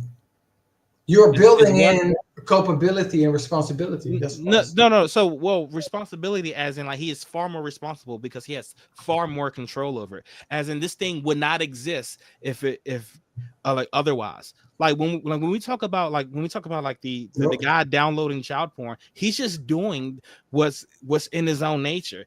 You can make the argument he has no control over it. He's not really culpable. David, hold on. You could make the argument here that he has no control over it. Therefore, he's not really responsible for his actions. You can no way use that for God, because he's the ultimate author. God has no outside influence pressing on him, making him do anything. It's not like God. They will just look. Whatever your intuition pump is like, oh, clearly God cannot do X, right? So if it is true, or maximum, it's not my. These aren't my intuitions. No, I'm using what logically follows. Listen, my guy. If maximal greatness, which most Christians adhere to, is true, then whatever God condones or wants or desires is by definition morally perfect, right? If you're saying, well, my intuition pump is he surely couldn't do X, well, sure. Like if this is immoral, he could do X. Yeah, sure. David, here's the problem, David. This is why I call it incoherent. That's why I'm not even using a child rape. What is the A and not A? What is the A and not A? So the A is whatever God does, like God, whatever God does, whatever God's nature is definitionally good. Yeah. Whatever's outside God's nature is definitionally bad. Nope. Now, no, David, hold on. I'm trying to explain the A and not A. So now we have things that are outside of God's nature that happen, and then you say, well, God does them, but he's still good. Nope. No. Okay. That is the A and not A. I see now. So, well, it's kind of something we just done before, but so it's not like on Christian theism, God doesn't desire or want or sensate a sin directly himself, right? So on his knowledge of counterfactuals, you would say he's setting the stage that a sin, or S, I should say, obtains by agents who freely choose it, even though they're determined on compatibilism, and it's still blameworthy because X is intrinsically bad. So God doesn't do X or perform X, but he I hate that word, but he allows it for his glory. So there's no A and not A. There's no contradiction. God doesn't command sin, or sorry, God doesn't. So God allows things that so God ordains, because not this is whatever you want to whatever word you want to use, ordain, because that's what you were saying earlier. Are we saying allow now? Oh, okay, super quick. Because here's the problem. So because God can't just be allowing things, because before anything was, there was just God, right? Yeah. All right. So God can't just allow things and then stuff would just start happening, because there is nothing, right? God would have to act. No. Yes, that's how logic works, David. Nope. Okay, what they say. So before anything was, in the beginning, I'm not trying to be difficult. I'm not trying to be difficult. difficult. let's be specific here. In the beginning, what's the word? There was nothing else. There was just God. What did God allow? What causal chain was going to happen that God allowed? So in that scenario, I would say so. Sounds creation, where there's like this timeless, unchanging state of affairs, where God is introspecting on His nature. There's no need for allowing because everything that There's no obtains. exactly. So No, David, okay. please let me continue. So everything that obtains is by definition in accordance with His nature. Checkmate. Right. Okay. What do you mean, right? Everything So that happens is according to the nature. there's no need for allow. It's just like Okay, perfect. Okay, perfect. So so now we get to a point where we agree that things that does not coincide with His nature happens, right? yeah. Okay, we got there because God did something. He didn't allow it. He did something and caused it. He facilitated the state of affairs for that to obtain in for the purpose of His glory. That's not okay. So what I'm saying, so God He didn't sin. He allowed for David, allowing when you allow something, there is already a state of affairs that started this causal chain. And then if I were to step back and not interrupt and just let it continue, that would be allowing. Yep. We know that can't be because in the beginning there was just God. Yep. So that means whatever the state of affairs is, God would have to start it. Yep. Like so God is okay. So hold on, David. So hold on. So now God is not allowing things that happen contrary. He ordains it. So God that's is. why. David, stop. David, stop. But hold on. David, he's not just allowing it. He is causing it. Yeah. Okay. All right. So now, here's your contradiction. You say anything that is outside of God's nature is sin. Yet, we know things that outside of God's nature happen and God caused them. But you still want to say it's not sin or God isn't sinning. So that is the A versus non-A. That is the contradiction. That is why it is like God does causes sin and doesn't cause sin. It is more like God allows for state of affairs to obtain where did the state of affairs, David? Where did the state of affairs originate? It is not like God sins and doesn't sin, or he so it isn't like God sins and doesn't sin. It's like God allows for state of affairs where sin obtains. I'm not saying God doesn't sin, it doesn't sin. I'm saying the way you're defining it, you're saying anything that God does is definitionally good, but we just and you also agree that God ordained everything. And by the way, you and also by if you agree that God was the first cause of everything, you have to say that He caused everything. So that means He caused things that goes contrary to His nature. Yeah. Hello. You're like cutting out for me. I cut out. So if I call something that goes contrary to God's nature, if I call something that goes contrary to God's nature, am I sinning? If you're the agent that acts in accordance with your yes, nature. David, yes or no? Yes. The answer is yes. Duh. If this the past 10 minutes didn't happen, it's very sneaky because there's like very nuanced. So on compatibilism, there's like you don't want to say, David. The answer is obviously yes. You don't want to say yes because of the contradiction that is coming. So if I cause something that goes contrary to God's nature, am I sinning? You as an agent, yes, you are. Okay, so if God, what do you mean by God? What do you mean by God? When something happens that goes contrary to God, let's say kidnapping a child, that goes contrary to God's nature, right?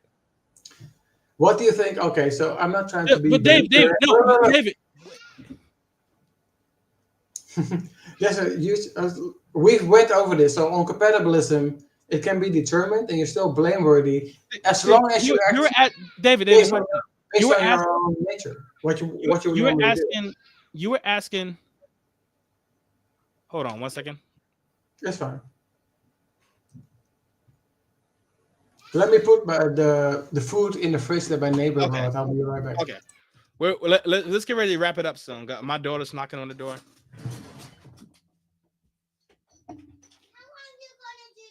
I'm about to end. I thought you were in school. Give me like 5-10 more minutes. Okay? I'm not doing school. Okay, I'll be out.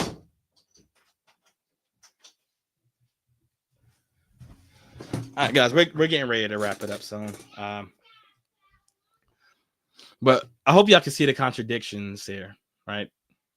Because we're in a position now where he has to accept that God calls sin. So now he's asking, what does it mean to call something? That it's like when we start getting into the weeds about how we define words now, like something as simple as the word cause, like to me that shows like some weakness in the argument. But yeah, we'll be getting ready to wrap up soon. But the next guest we'll be having on the show is going to be Wes, not Wesley Curry, the other Wes. We'll be talking about morality again, actually. So, David, you back on. Okay, so all right, so without being overly obsessed about words here, about the word cause, we're just saying like something happens, somebody calls it, right? All right, so Okay, go ahead, sir. Go. My question was, I'm immoral if I call something that goes contrary to God's nature. That means I did it, right? If you perform actions that go after deliberation that go, if I cause it, if you perform an action that is sinful or wicked, if I cause it. No, so if you perform wicked actions, then you are blameworthy. Yeah. Okay, so like if I tell somebody to murder a child, I didn't perform it, I just caused it. I'm not blameworthy. Well, so Brady did an awesome show on the RICO cases where he. You know what I'm talking about. I know, but I just want a yes or no. On theism, no. Generally speaking, yes. So okay. I'm not trying to be slick or difficult, but come on, like. I think this is an easy question. If trying to like railroad me into like a script. Well, I'm trying to get you to follow just a logical conclusion here, because like that, we're getting like we started going down. Like you asked me, what does it mean to call something? Like so, this is a tactic that's a tactic that I see from precepts, right? When they get backed into a corner, they get I know, but they get overly concerned about the definitions of words. And then once you can't precisely define it, it's like, oh, you can't define that word? Well, I don't even know. Why do you think I'm asking this? And I'm giving you a hint, and it's in the context of compatibilism and blameworthiness. Not sure. It'd be irrelevant to God. Well, because irrelevant in the sense that God, by definition, couldn't. I'll tell you this. Let's put a pause button in the conversation. My kid, she's wanted to go outside. I've been up here a long time. We've been on for three hours. But I want to appreciate you for coming on the show. Let's get you back on. I'll be over in Europe for a little bit. I'll be in Germany for the next few weeks. Okay. When I come back, I'll be back mid-June in the summer, so I won't be streaming for a while. Okay. But when I get back, I'll hit you up early mid-June, and let's see if we can continue this conversation, and perhaps you'll be fully deconstructed by then. I don't believe I know what I will believe in the future, but no idea. We'll see. According to my reform buddies, I'm on my way. It's a slippery slope, so okay. We'll see.